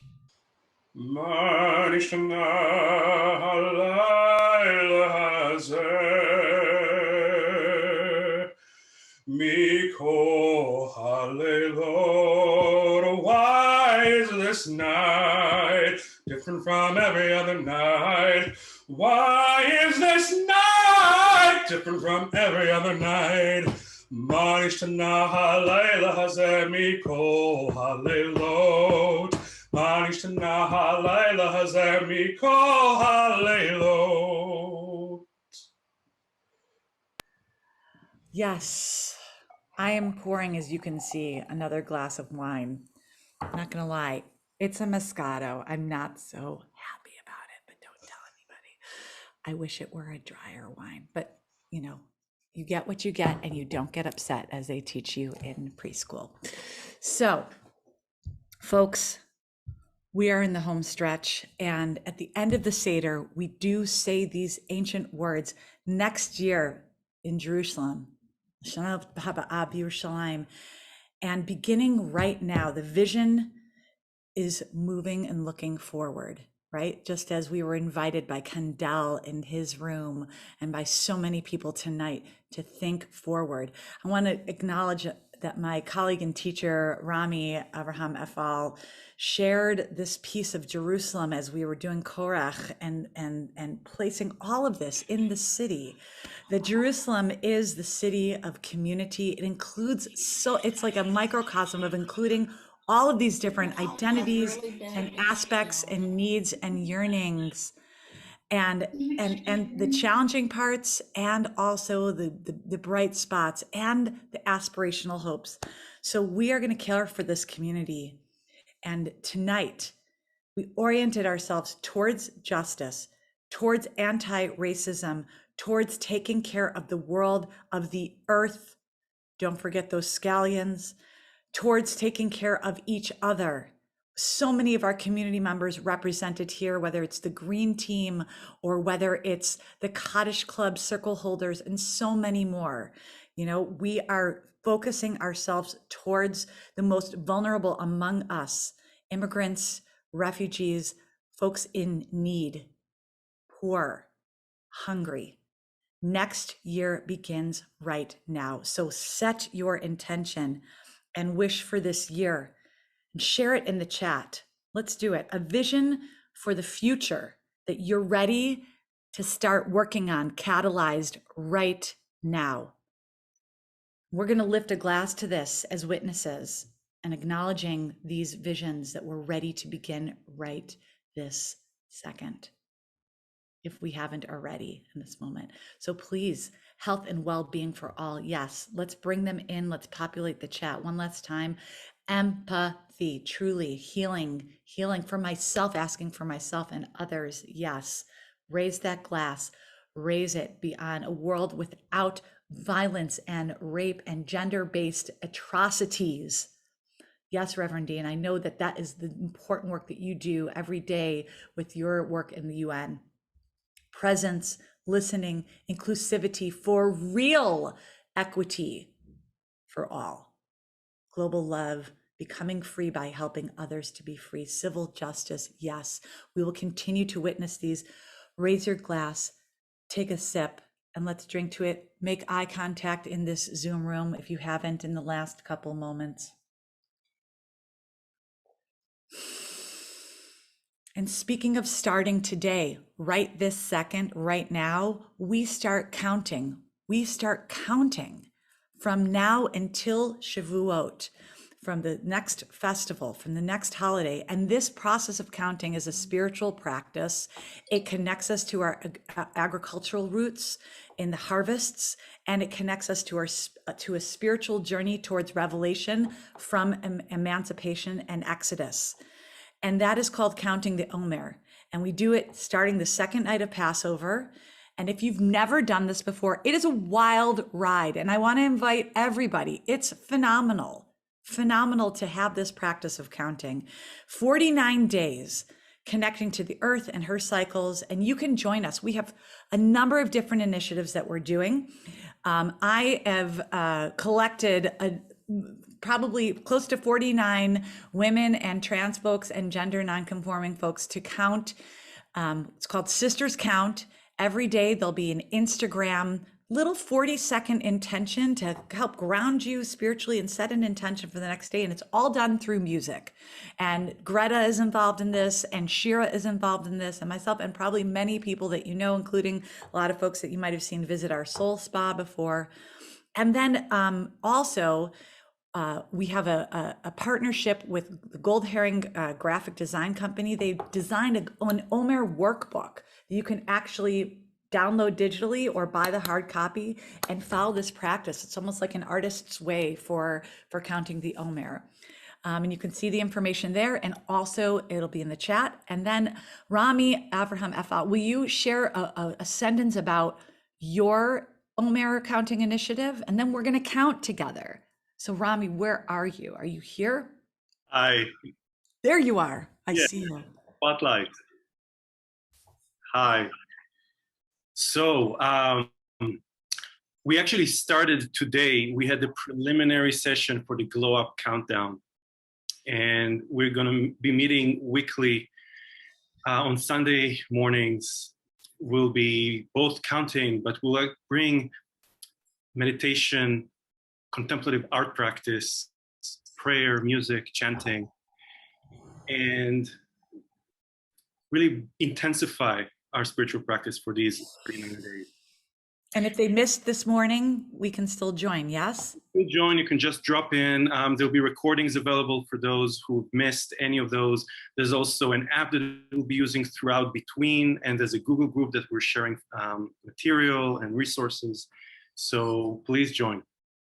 And let's start now. Let's do this right now as part of the practice of Seder.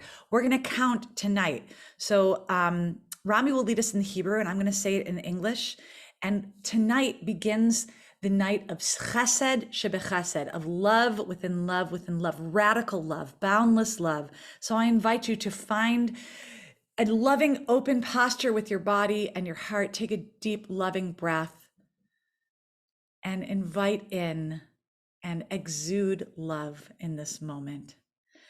Rami, will you say the blessing for us in Hebrew?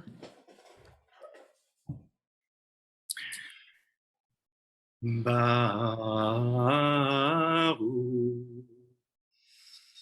atah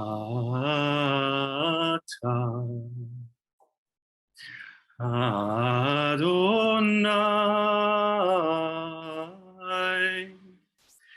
Eloheinu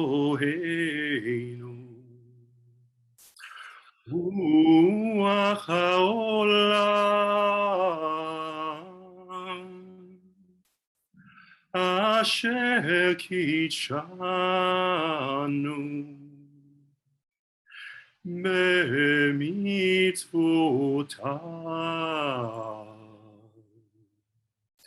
v'tzivanu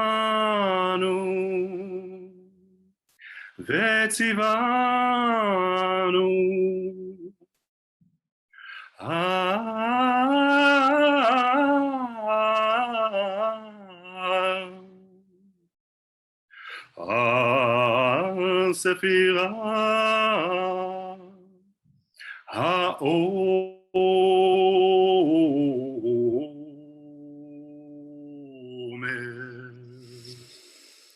In the presence of the infinite, we treasure our traditions as we count each day and harvest our hope.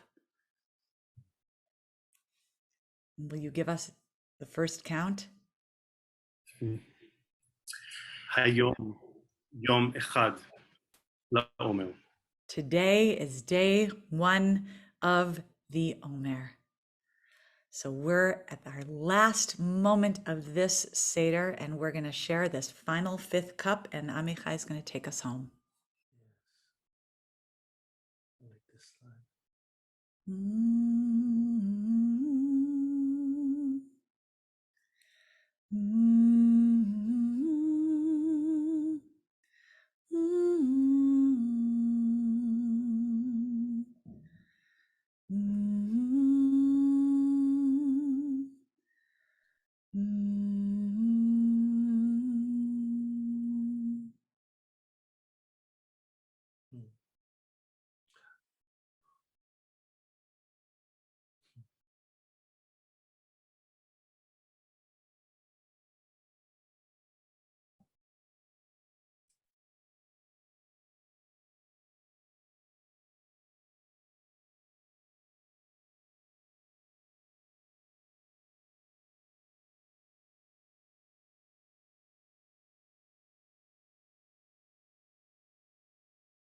Tonight, my friends, we gathered all over the world to raise our cups, to raise our hopes, to raise each other up. Our ancestors have been doing this for so many generations. Whether we come from Jewish or from Jewish, whether we are Christian or Muslim, whether we are Zen or Buddhist, we are humans and our destiny is liberty, and liberation is how we love. Thank you for joining us tonight for Freedom's Feast. With Reverend Derek by my side, with faith leaders across rooms, with our amazing team, with all of us still here, having eaten and drinking and singing and laughing and believing. We've got this. This ancient technology keeps getting reinvented to help us raise and rise. Thank you so much to every single hand and heart that made tonight possible. Special shout out to my sister Naomi for having organized and held tonight's beautiful Freedom Feast together. We salute and raise whatever's in your cup. The night is still young in Georgia. And let's do a couple more thank yous before we sing the final verse. Thank you, Rabbi Amichai, for your leadership and inspiration and continuing to be my teacher for all of these years. And we have all of the folks who have had their hands and hearts involved on these slides. You can see our partners of faith right here in front of you and the beloved Lab Shul team as well too. Take a moment to really see these names. Huge gratitude. I want her spotlit to Marika Silberman. Can we just come on, just for a second, Marika? I know you don't like to be on camera. Okay, you can wave. Yay! Marika was my partner in Seder crime right here, and we're just so grateful to you for every single one of us that you hold so carefully and dearly. And do we have another slide too? We have a second slide. And this is our tech team. Look at these names. They're behind the scenes, but they do this incredible work to enable all of us to commune together. We had Molly Block live transcription happening for this whole Freedom Feast. I believe this may be our first time in a non-high holiday capacity that we've done this. And our feast team members under incredible leadership of Liz Alpern and the Green team, Amanda representing so beautifully, and our artists in residence for that Magid powerful section here. Marcus and Ariel and Kendall and Julie and Jacqueline and Caroline, and not listed here also is John Adam Ross, who was a weaver and glue to make this Magid exploration happen. We love you, John Adam Ross. And folks, I know we've designated the charities and the organizations that we're going to contribute to. We invite you, if you're moved by this, to contribute your own dollars as well to some of these phenomenal organizations. And of course, we invite you to help make these kinds of events continue to happen. If you feel moved to volunteer your time or your dollars to Lab Shul, we are not going to say no, because this is how community happens. Thank you all. Amichai, take us home. Thank you, Naomi. Reverend Derek. We did it. A word of closing. I just say thanks and give thanks not only for the opportunity to be together, but for the opportunity to dream together, which means that when we dream together, we can make things happen together. So why is this night so different from many other nights? Because it is the beginning of our journey together. Like so many years ago in Egypt, we are now on our way to Freedom Land, with one another, for one another, and in love with one another. Ashe. Ashe. Amen. And the final words of the Haggadah, Chasal Seder Pesach Hilchato, Kachol Mishpato V'chukato, כאשר זכינו לסדר אותו, כן נזכה, כן נזכה, כן נזכה לעשותו. Next year in peace and together and healthy and hopeful. Chag Sameach. Love and liberation, Freedom Feast. Thank you all and have a beautiful night. Some music is going to stay on. Stick around. Easy on those macaroons. L'chaim. L'chaim.